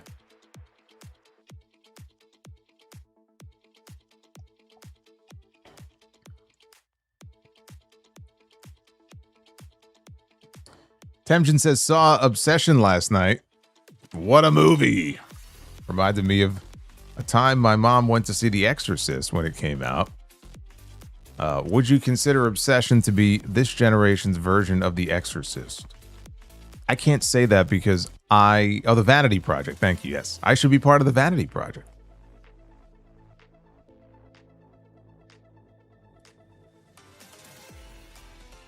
Yeah, I think they do. They have a similar group in Ring of Honor, I believe. It might be called the Frat House, now that I think about it.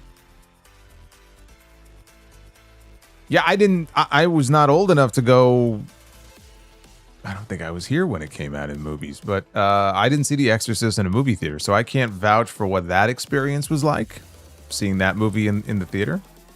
It may have been a similar kind of experience where people were just like shocked.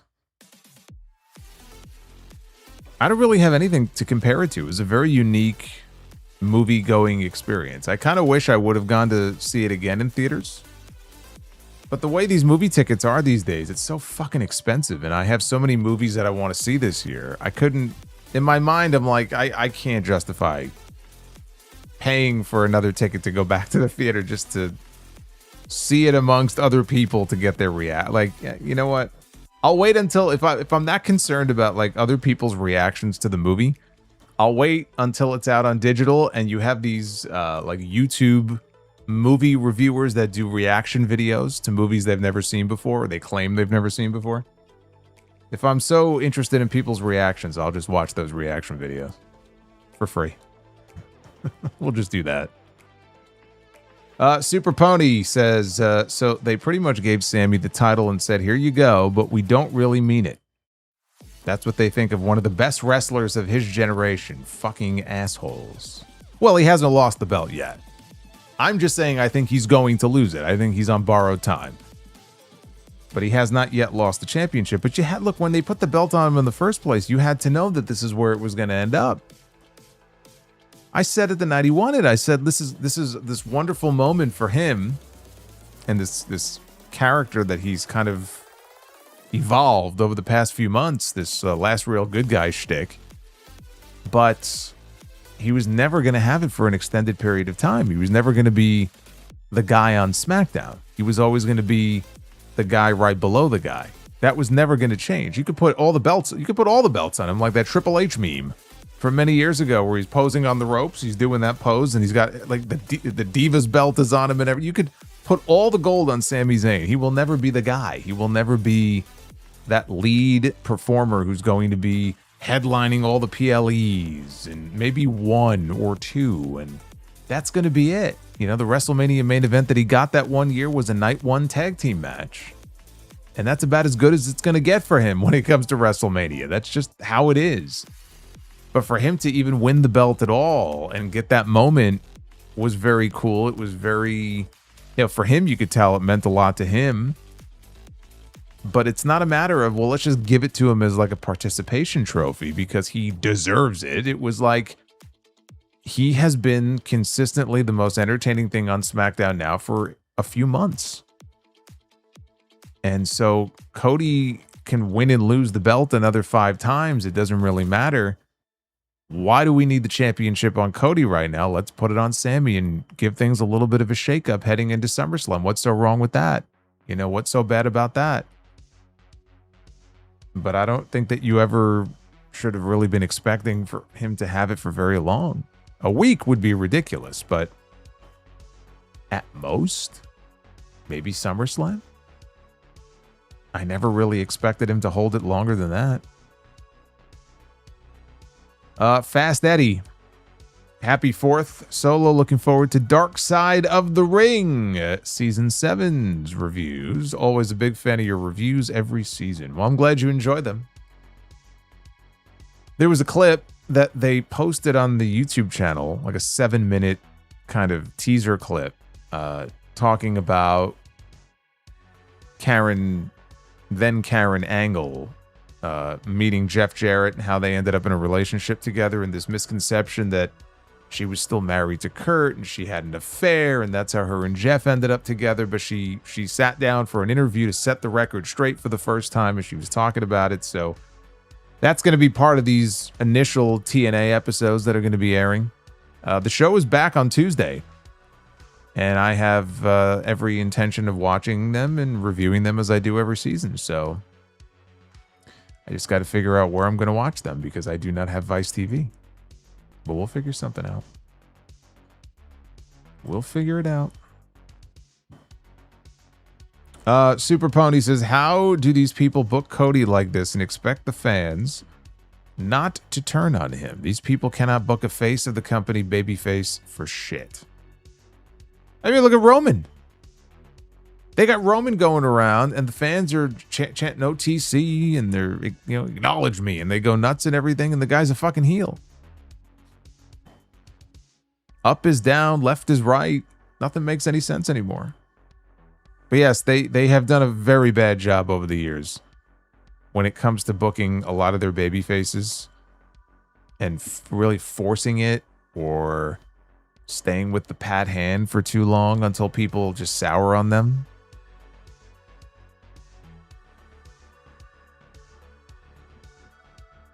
Bossmo Jackson with a $4.99. Frankly, I'm sick of Cody. I'm burned out on him. It's always Cody all the time. I love Cody, but I'm tired of seeing him in the title programs. WWE is killing me.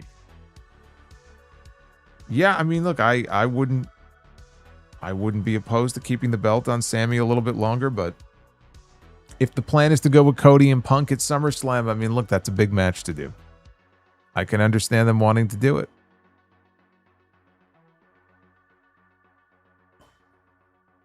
R. Cook 21. What sense does it make to have a SmackDown title match on Raw?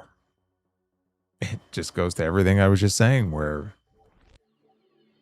in WWE, they don't sweat the small details. To them, it doesn't matter. That's why we have guys going back and forth constantly between the two shows.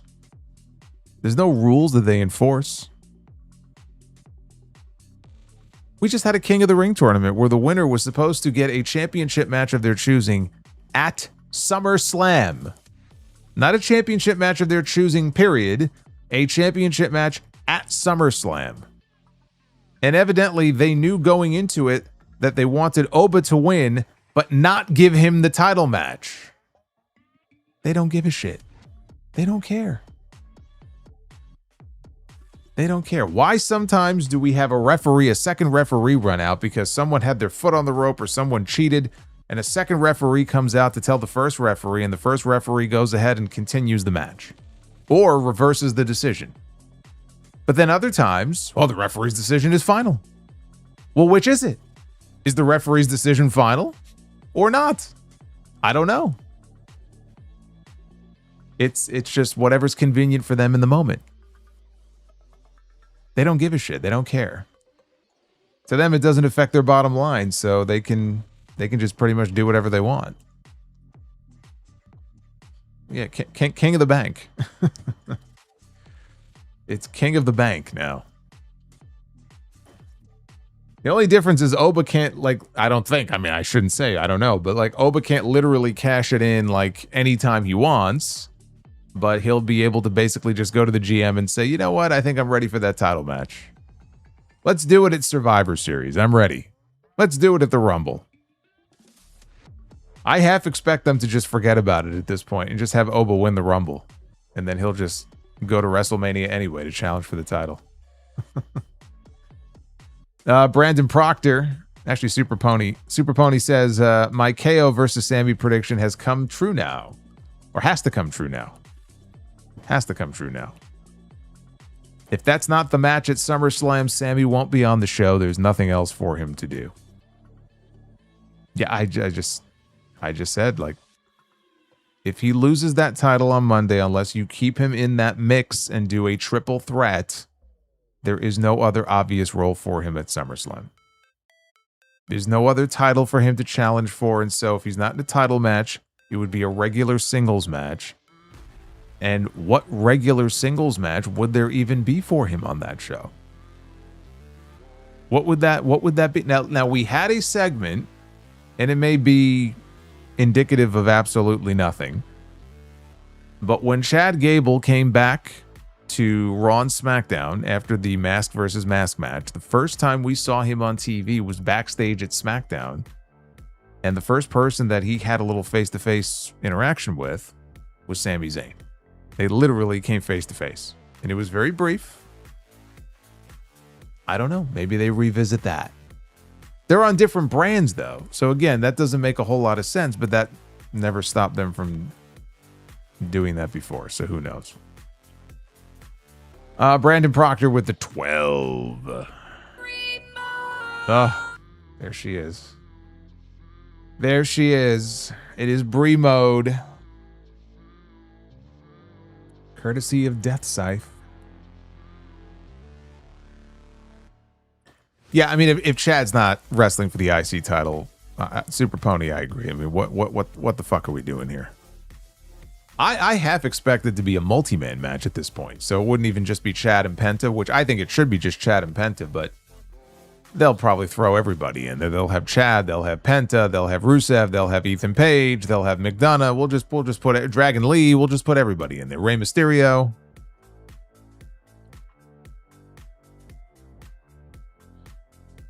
Brandon says, we don't get enough learning tree these days. Thanks, guys. In all seriousness, I hope Sami is champion until SummerSlam, but I won't hold my breath at this point. Well, that's good. I don't want you to, because if you do, you'll probably die. Do not hold your breath when it comes to WWE booking. It is bad for your health. Venom Kitetsu with the 25. Happy 4th of July weekend, my dude. Hope the AC gets fixed sooner than later. I hope it fixes itself. I'm just kind of hoping that the compressor switched off because it was just so hot. I think they're built to maybe do that automatically if they overheat, or because I don't think these window and wall air conditioners, we're not talking about central air here. Like, I don't think these units were really designed for this kind of heat. I could be wrong. So I'm hoping that it's just kind of a temporary thing. I already paid $450 to fix it.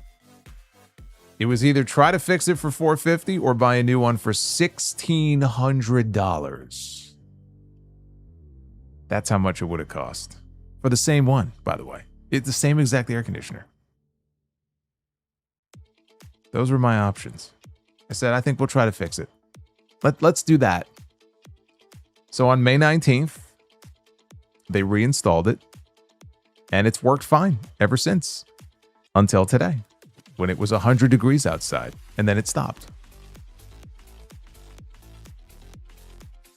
So did you catch Stevie Richards and Peanut Shell talking about how the Reigns and Rollins promo felt more like a go-home angle to a pay-per-view than a feud starter? Well, it's not really it's not a feud starter. I mean, my God, they've been feuding off and on for years. I didn't look at it as a feud starter. I looked at it as, okay, we're revisiting something that kind of was left open-ended, and now it's time to end it. Rollins said it in his promo. This may be the last time. You know, they're closer to the end than the beginning. This may be their last time to dance together. So I didn't look at it as a feud starter. As far as it being more like a go-home angle to a paper, I mean, I could see that. I could see where they would have felt that way. But it's definitely not a feud starter with these two. Been feuding for fucking how many years now?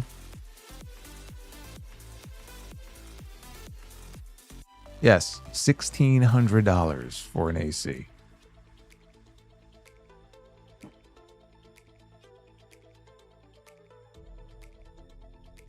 I said May 19th. I only said it once, though. I guess that's twice now. Death Scythe. I was thinking, what if MJF actually beats Omega next week? Then Kenny convinces MJF to give him one more shot. Then MJF agrees, but under one condition, and says at Redemption, when I beat you, your career is finished. Yeah, I just don't like this idea that we're going to do MJF and Kenny Omega next Wednesday, and then we're just going to run it back again at Redemption. I don't know why they're doing this. It's very weird. I don't know why they're doing this. We already saw it once this year. And so Redemption was the obvious place to do it in Montreal. So they're going to do it on Wednesday. And then probably run it back again. Whether it's Kenny defending or MJF defending for a second time. It's like, why are you doing it twice in 1 month? Why would you do that? Just save it for the pay-per-view. I'm hoping after Wednesday it'll all make sense. Takeshita and Fletcher just being randomly announced for Beach Break next week. At least I can understand that because Takeshita's about to go to Japan for an entire month. He's in the G1. He's not going to be at Redemption. So this is it for him. Probably going to take the belt off of him, and then when he comes back, he'll fight to get it back. That would be my guess. B-Man the Champ, I guess Corey forgot that Sami's held other titles because he said that this is the first time he's been the hunted. Like no one wanted the titles that he had before. Well, I mean, to be fair, at the time he held the Intercontinental title. I think that Well, he had it 3 times, but like there were different points where he would have been the Intercontinental Champion where that championship really didn't mean much. But when he was the US champion last year doing the open challenge stuff, that was... everybody was fighting for that belt, man. It was a pretty coveted belt, I would say. Yeah, they kind of buried their other championships by saying that.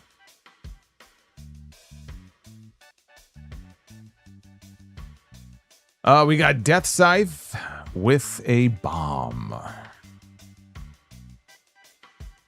Since WrestleMania 43 is in Saudi, how much money do you think WWE is going to throw at Steve Austin to do one more match, possibly with CM Punk? We can't rule out that possibility since they want that show loaded. If by some chance it happens, how would you book it? I don't think you need to do much. The battle, just let them battle in the lead up to the show on the mic in their promos. Basically just cutting promos on how one is better than the other. Punk's whole shtick is best in the world. Austin's thing is best of all time. Some people look at him as the best of all time, right? It's the best in the world against the best of all time. They could even brand it that way.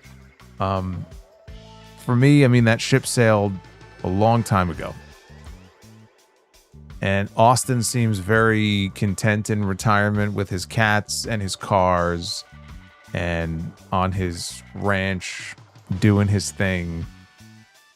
And you know, he got back in the ring at 38 against Kevin Owens, and I think that was a great send-off in the same city where his career started. I think for the right money, anybody will come out of retirement and wrestle if you throw enough money at them. So I can't tell you it's not absolutely positively going to happen. 100% no way.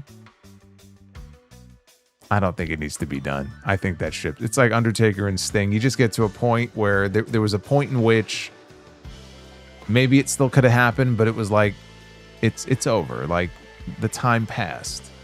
You got to let it go. It's not going to be what it could have been.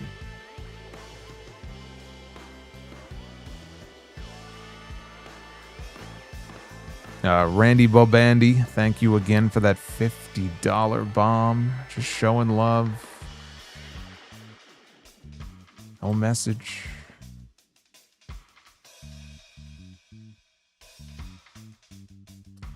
B-Man the Champ, boys, Saturday night's main event. Seems like it's shaping up to be a weekly main event show. Sounds like a must miss. You mean you don't want to see Jalen Brunson in the corner of Danhausen? Saturday night's main event is largely a miss now. Once they took it off NBC, it's like it killed their libido. They have no reason to perform anymore. They've lost all their mojo now that it's not on TV anymore. It's just they got to fulfill the Peacock contract by doing these.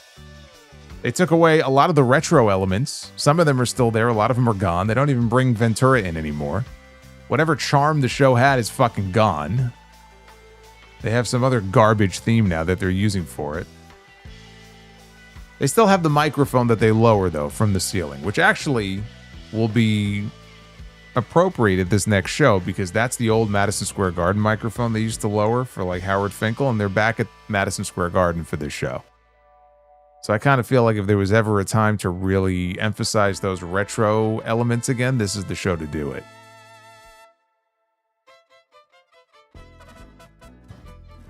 Aussie of Steel, hypothetically, let's say we get Rhea JC at SummerSlam. Do you belt JC up?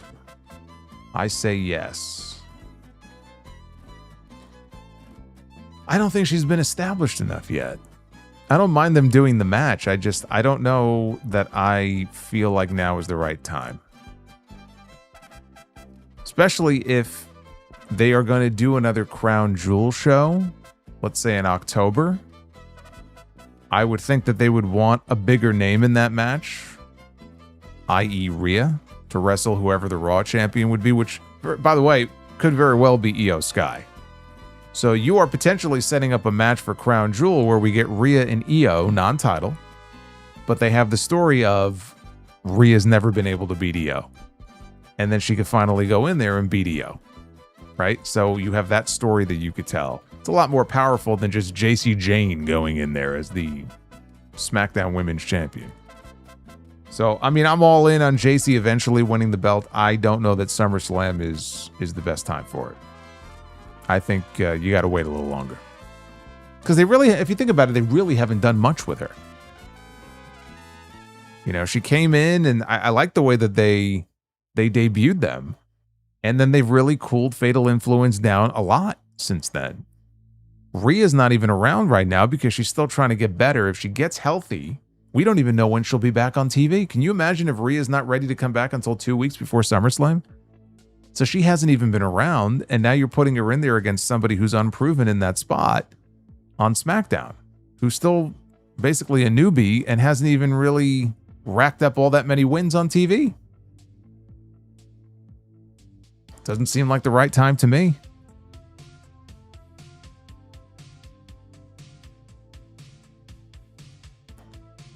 MGM ballin'. Oh, hold on, MGM. We got a tree to chop down.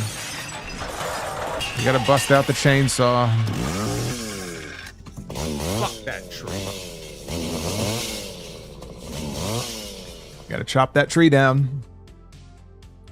Who was that? Was that Death? That was probably Death Scythe. MGM ballin' with a $9.99 says, hope Tony Soprano was included in the updates. His curb stomp is more devastating than Rollins. Nah, you know what? That's actually not a bad idea. I should put Tony Soprano. Got Al Bundy and be the booker. We should put Tony Soprano in there. Yeah, his curb stomp was pretty devastating. He is not in there, though. Nick Grasso. Tama and Tala Tonga keep mentioning the elders. Maybe it's leading to Roman's bloodline against the elders and oh my God. Why? In War Games later this year. Oh God. LOL. At least you put LOL. I thought you were being serious. I was about to throw you right out of here. Roman's bloodline against the elders. Roman is the elder at this point. You look at Roman when he first came in, bright-eyed and bushy-tailed. You look at him now, and he looks like the elder now. He's seen some shit. Francis Loop, newsflash, Maya World is on Ring of Honor TV tonight. Ring of Honor does not have TV. They have a streaming show. Maya World needs to be on Collision, as she was this week. And she needs to be on Dynamite. That's where she needs to be. She'll be on Dynamite next week, as a matter of fact. She's going to be in that women's gauntlet. I believe it's Athena and Maya World starting the gauntlet at number 1 and number 2. Devin from NJ2000. Why doesn't Braun Breaker or Jacob Fatu have the same protective booking as Oba? Why is WWE allergic to pushing more than one person at a time to be their top star? Because they're focused on Oba being the top guy right now. Can only focus on one at a time. You also can't give everybody the Brock push or the Oba push. That is something that you really do want to save for someone special who you have more immediate big plans for. Can't do that with everybody. And by the way, you can book people strong and protect them even if they're not getting the Oba Femi push. There's different ways of like booking people strong. But beating Jacob Fatu twice in the same month is not how you book somebody strong.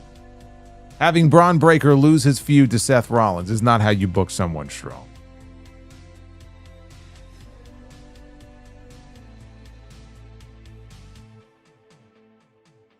Xenowave.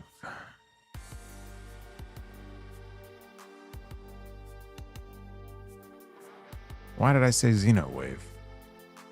Oh, that's the name of the song that I was playing.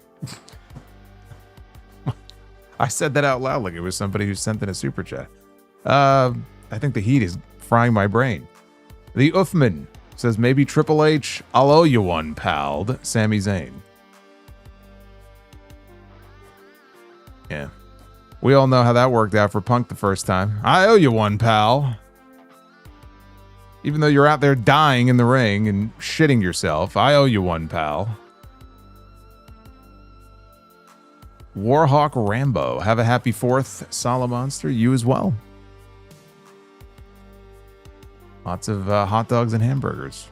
Super Pony with a $9.99. God forbid they let Sami hold the belt until SummerSlam and drop it to Punk. That's too much to ask for.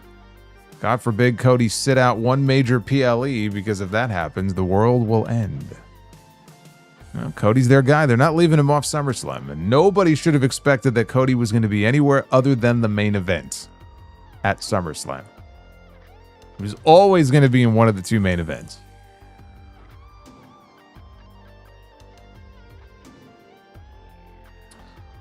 Ron talks tabletop with a 10. Too busy watching great FIFA World Cup action and playing games to watch SmackDown. Felt like I missed nothing. You missed nothing. You missed absolutely nothing. That's why I'm here, to fill you in.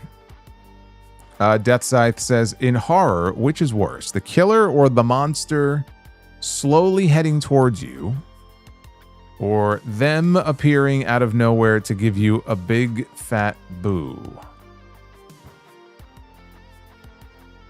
I kind of feel like it's, I mean, the jump scares, of course, the jump scares can get to you, but I kind of feel like it's that moment where, let's say, the monster is kind of stalking towards you, or you see Jason Voorhees or Michael Myers and they're coming towards you, right? That moment of dread. I feel like if I was in that position, that would be worse. The anticipation that I'm about to get killed, as opposed to just popping out of nowhere and just doing it. I feel like the first one would be worse.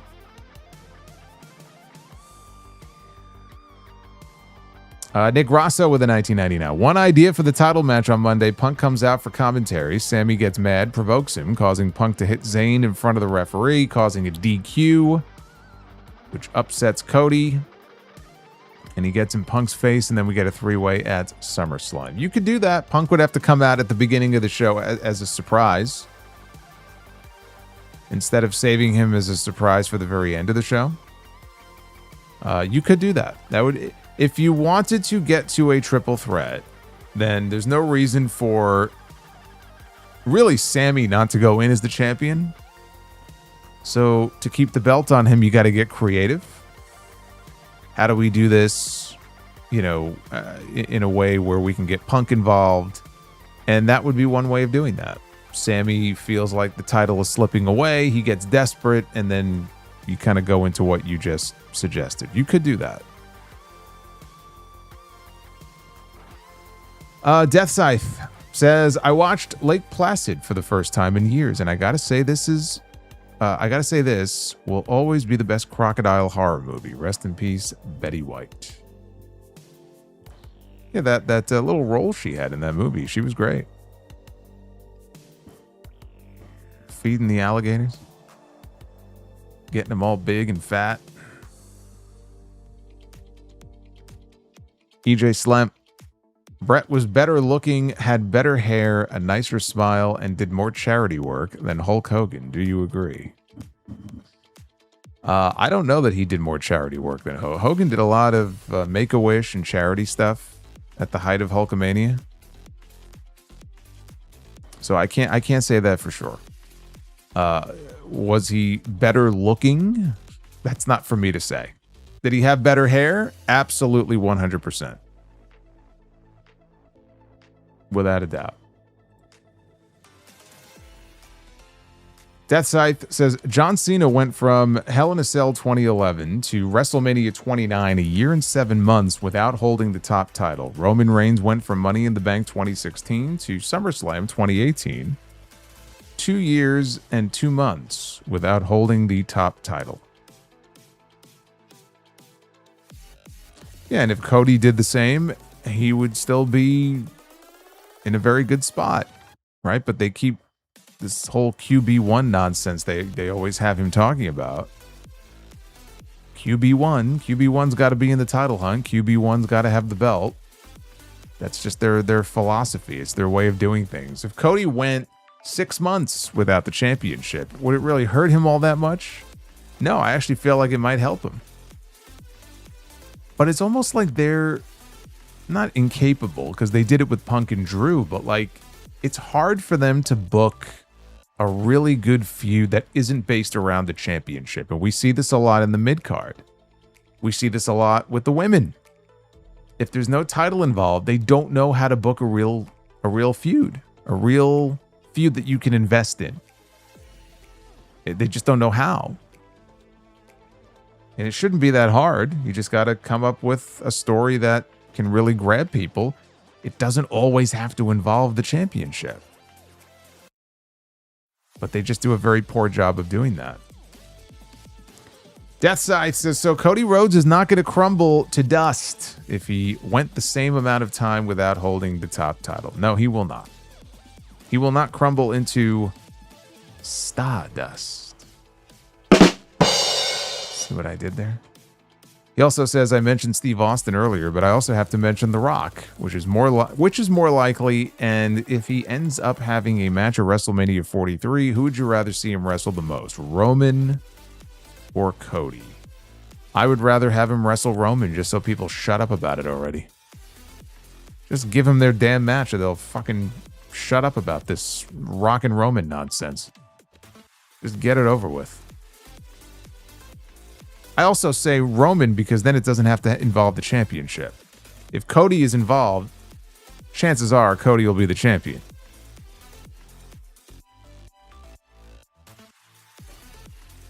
And EJ Slimp.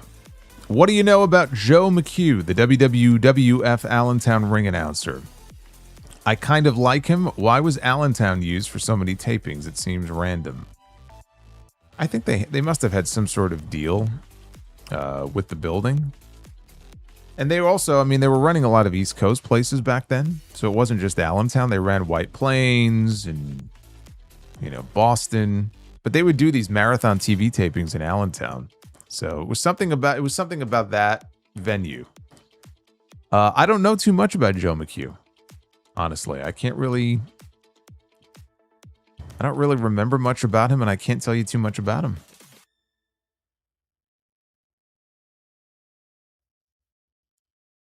You stumped me on that. I may have to look more into his work. And if he worked for any other promotions. All right, well, the likes goal was smashed, and the bonus goal was smashed, which is awesome. Because that means we get 2 rounds of Be the Booker, just like we did the other night. What a great way to ring in the 4th of July. Let's do it. Ladies and gentlemen, it is now time to Be the Booker. Let's do it. And we still got 1,000 people in here to join us for it. Have I seen the comedy horror 2015 slasher movie, The Final Girls? I have not. Never heard of it.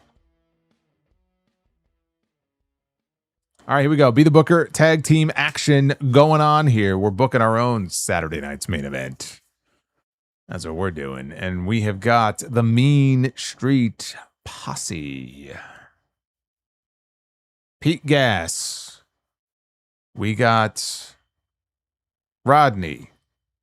And we got, the fuck is his name? Joey Abs. There you go. I'm staring at his face and I'm like, the name is escaping me. The Mean Street Posse. I enjoyed the Mean Street Posse. What a great gimmick. And the Mean Street Posse is going to get their asses handed to them by the Midnight Express. Sweet Stan Lane and Beautiful Bobby. I can't bring myself to buzz the Midnight Express. If I do, Cornette may come after me.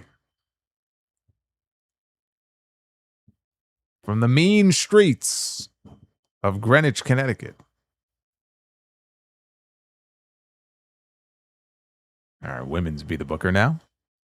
Good squash. You mean the Midnight Express is going to get squashed? We have Becky Lynch. Where's Becky Lynch been? Becky Lynch is on all these posters, and Becky Lynch is nowhere to be found. Is Becky Lynch even going to have a match at SummerSlam? We don't know.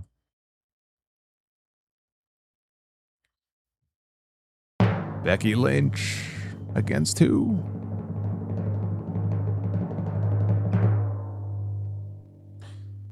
Ooh, Becky Lynch against Tekla.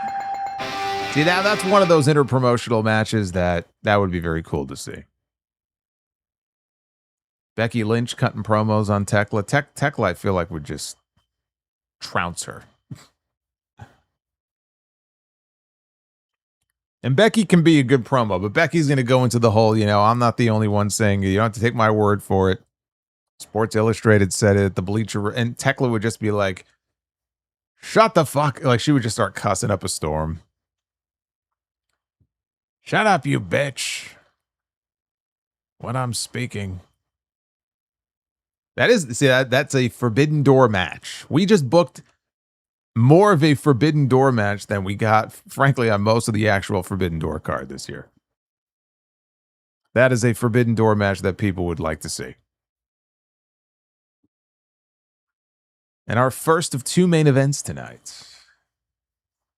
Let's see what we're dealing with here. We have the Viper, Randy Orton, who totally is not injured, and Dave Meltzer doesn't know what he's talking about, even though Randy Orton, when he responded to those reports, if you paid any attention to it, never actually refuted anything that Dave Meltzer said.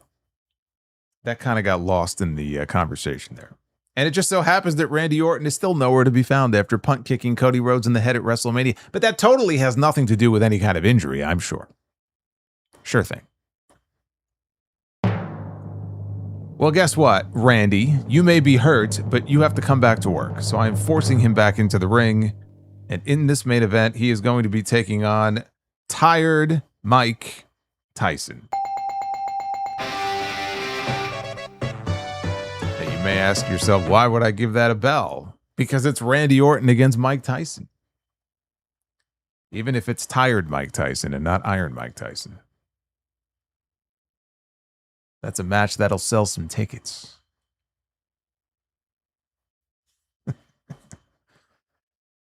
Oh, interesting card. Becky Lynch against Tekla is my favorite of the bunch. But that's a weird card. It's about to get weirder, though, because now we have to pick some stipulations. It's about to get very wild in here. Be the Booker, not Wednesday, but it was either Monday or maybe it was last Friday. Got very hardcore. We had hardcore, we had Monsters Ball, we had all kinds of just fucked up stipulations. So I'm kind of curious what we're going to end up with here. We're going to start with a casket match. Now, the problem is I can't do a tag team casket match. This doesn't really work. So we're going to start with the ladies this time. We're going to have a women's casket match. How does that sound?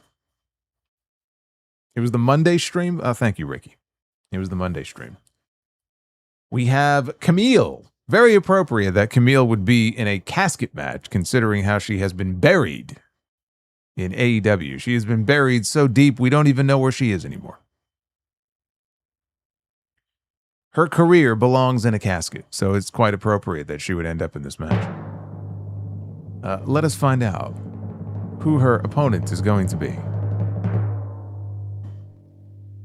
It is going to be Camille against China. And that is a very interesting match because Camille's whole gimmick for years when she was in the NWA was basically, honestly, whatever the faction that Nick Aldis had, it was basically their version of China. She never spoke. She was like the enforcer of the crew.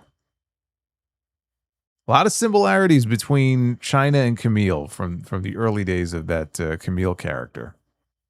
I kind of like that.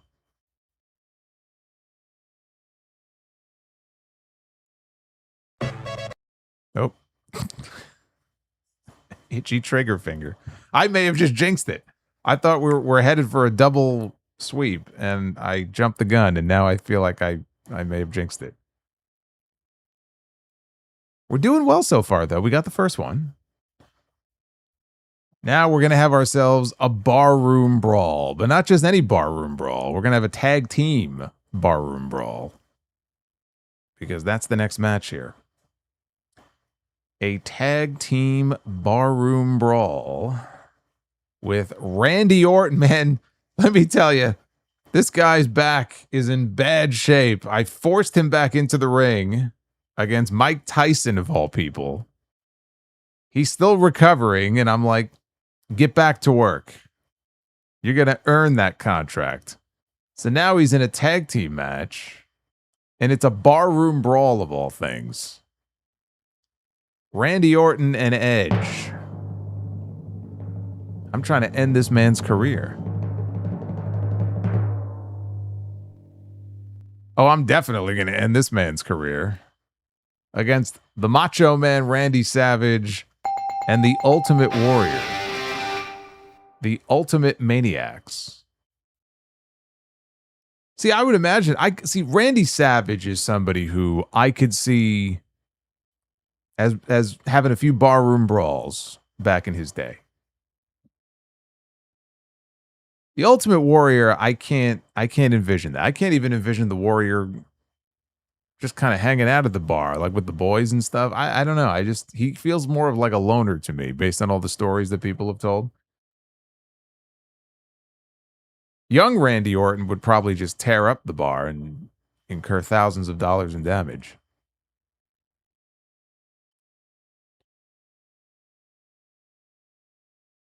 We're 2 for 2 so far. We may well be heading for the rare double sweep. Doesn't happen very often.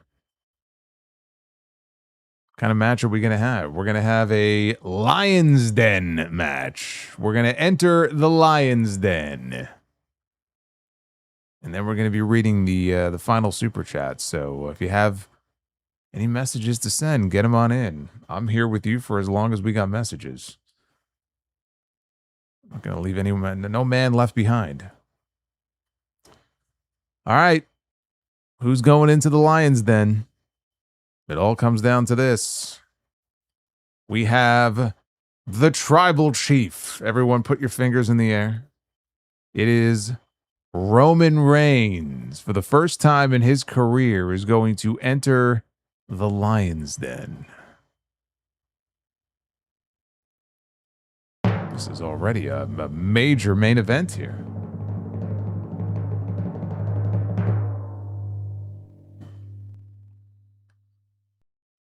Randy Orton against Dave Bautista.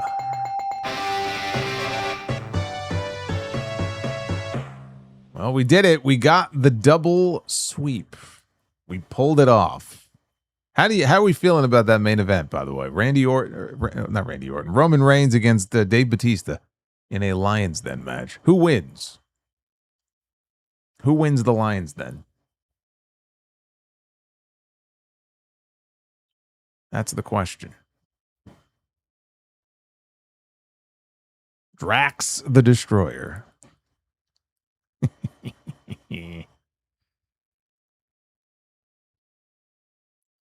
Roman ain't beating the animal. Drax will kill Roman. Wow. Roman doesn't get a lot of votes here for this.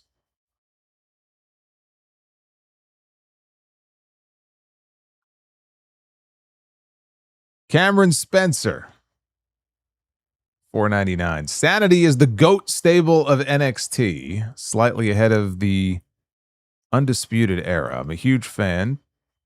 Talk about what Sanity meant to you and how they entertained you weekly. I would if they actually entertained me weekly, which they did not. I did not like Sanity. I was not a Sanity fan. I just wasn't a fan. Got nothing against them. I think they were definitely screwed over on the main roster. They were never really even given a chance. They deserve that much. But I never really, I can't even say I hated them, but I was not a big Sanity fan. I'm glad you were, though. I can't say the same. Eric Newton. celebrating 2 months of channel membership. When is the time for Triple H to be fired? His booking is no better than Vince, and I'm really tired of the bloodline and the same shit week after week. I think they're off their business peak. They already peaked. Business-wise, they already peaked. Ticket sales are down. They're still very strong, but they're down. And so it depends on how much further they decline. Right now, I think his job is safe. If business really starts to take more of a downturn, I feel like he will be in the hot seat. You know, he more than Nick Khan, for example, would be the one to fall first if anybody was going to fall. And he's not really, he's not anywhere close to that right now. I can't say that it won't happen at some point. This is not a family-owned business anymore. You know, TKO runs the show, and Triple H is not grandfathered in there. If they become dissatisfied with the job he's doing, if the numbers aren't reflecting the performance that they're looking for, he may be out of a job at some point. But the idea that he is going to be gone anytime soon, look, I'm not saying that the booking right now is not very dull, boring, paint by numbers, over reliance on the bloodline, all those things. Check, check, check. You're right about all that stuff. What's it going to take though? It's going to take the numbers going down. Right now, the numbers aren't going down enough for them to make any kind of move.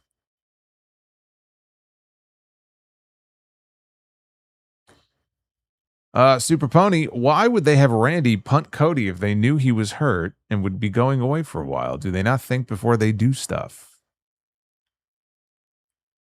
Yeah, I don't know why they did that. Maybe they just didn't know. It's entirely possible they didn't know that his, let's assume there is a back injury. It's possible they didn't know how severe it was. So they wanted to kind of keep the program alive by doing that. I saw the punt kick and I said, okay, well, Cody's got to be off TV for a little bit. And then he wasn't. So even like right away, they basically just disregarded the entire thing. And Cody had a black eye, but it wasn't. And they tried to make it like it was from the punt kick. It wasn't. It was from an errant punch that Orton had thrown at him. They credited it to the punt kick, so it kind of all worked out.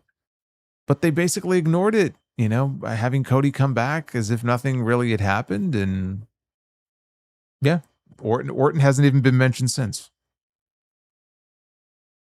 So what sense did it make? That's the only thing I could think of, is that they didn't realize that the injury, if he has, let's say, a back injury, was as severe as it was, that he would have to be out for an extended period of time.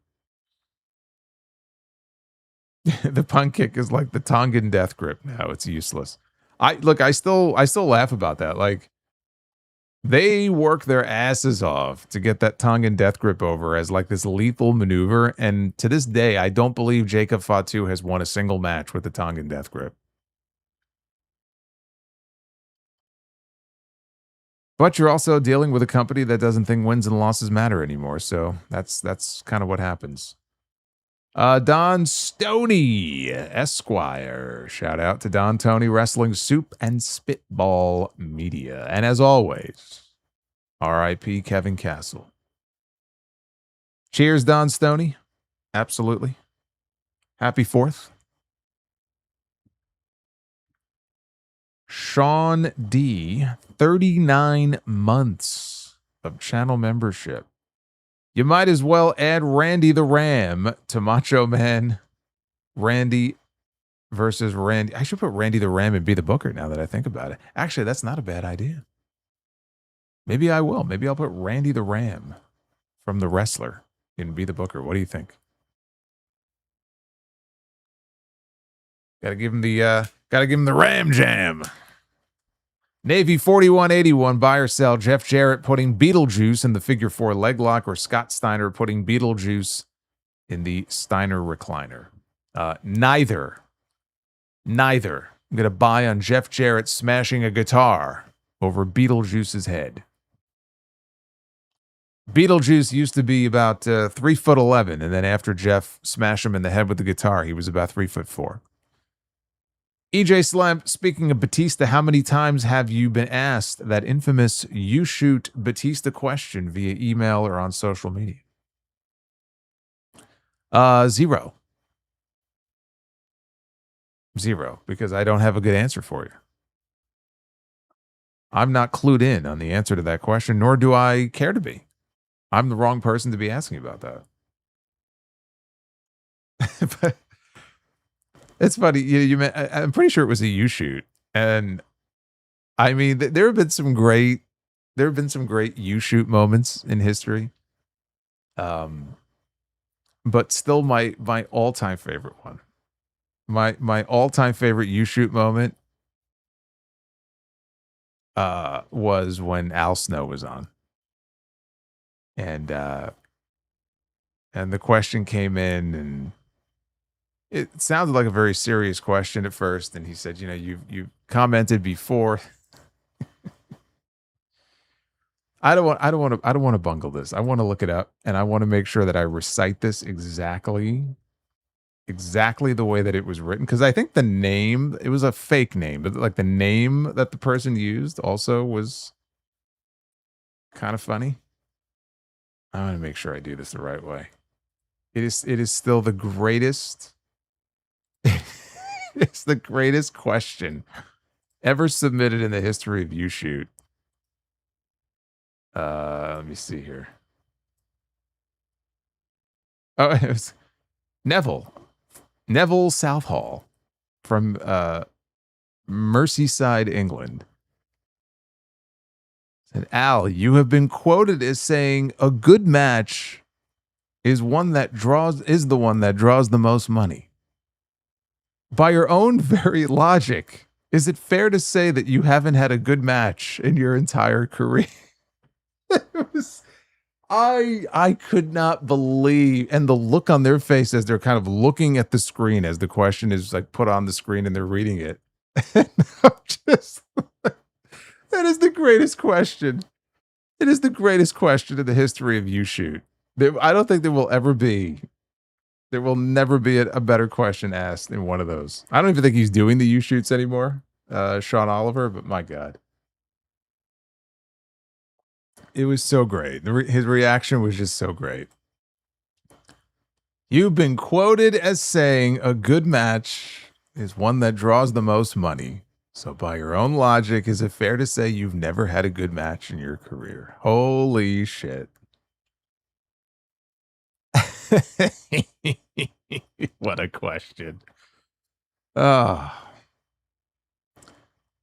And Mikey Clayman says, "Are you going to play the new Halloween game?" Yeah, I think that comes out in September. I would like to. I'm going to say yes.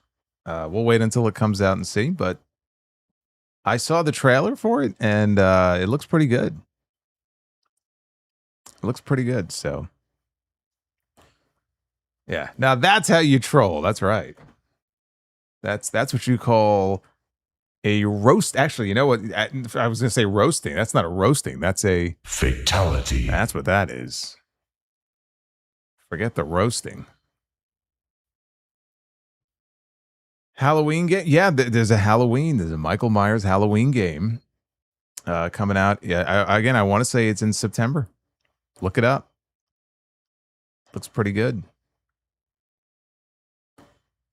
Do you need some aloe vera for that burn? So the sound off this weekend is episode 970. That will be dropping as per usual on Sunday afternoon. Brand new episode of the sound off. And then next week, I believe, is a normal week. Right? There's no more international shows. There's no more weird, wacky times. Raw Monday night is a big one in Chicago. The likely return of CM Punk and possibly Sami Zayn's final night as the WWE champion. Tuesday will be a brand new Uncrowned, brand new TNT. Wednesday's a big Dynamite. They're loading up that Beach Break episode. We have Kenny Omega and MJF for the world title. We have Takeshita and Fletcher for the international title. We have a women's casino gauntlet. We have Jericho and Ciampa. It's their Beach Break show, and they're at this interesting venue in Florida. So I'm hoping that one of these matches is going to spill outside and maybe into a nearby body of water. I don't know. We'll see. Falcon Star, go ahead. You keep asking me. Can you ask me a question? Just ask your question. So that's a big Raw. It's a big Dynamite. And then SmackDown next week is back live. I don't know if it's a big SmackDown, but yeah, we should be hitting all of our usual streams. So should be a big week. I'm hoping you guys come up and show out. I want to have I want to blow June. June was, I don't know. I felt off in June. I want July to blow June out of the water. That's what I'm hoping for. Anyway, Falcon Star says, how you know? That was his question. How you know? I just do. I know everything. All right. This has been a great stream. A lot of fun. Great week. We had a great Dynamite stream on Wednesday, too. I am going to get out of here. I'm going to try to cool down here. Again, be safe wherever you may be, especially if you are in the heat, because the heat can be fatal. So make sure you check on elderly neighbors and family members if you have any. It's very easy, even for a non-elderly person, to get dehydrated in this kind of weather. I was going to go to the gym earlier today to do cardio. I'm like, what, are you out of your fucking mind? I'm like, that would have been me. I would have been passed out on the floor. So just stay safe and hit that like button on your way out if you have not already done so. Again, channel memberships are open. We picked up a bunch of new channel members this week. I appreciate all of you. New subscribers. And then join me for the Sound Off. Dropping on Sunday and then back here on the channel live on Monday night. 11 p.m. for the Raw post show. We got one last super chat. Oh my God.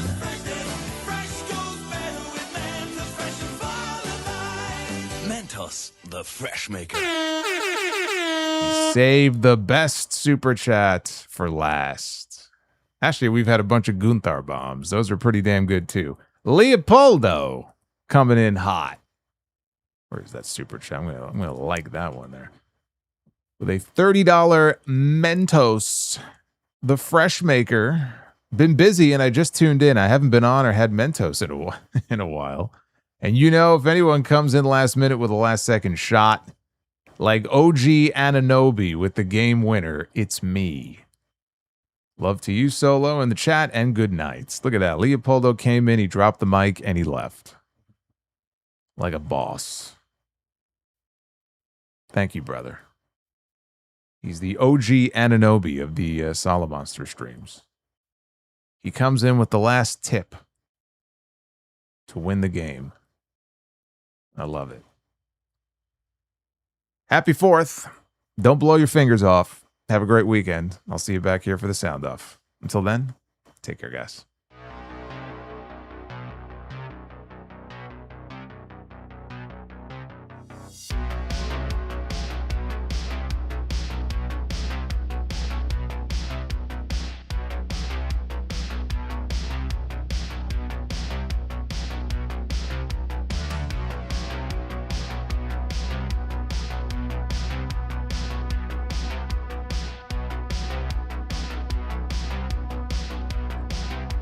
Super Pony said, can we get a Halloween playthrough?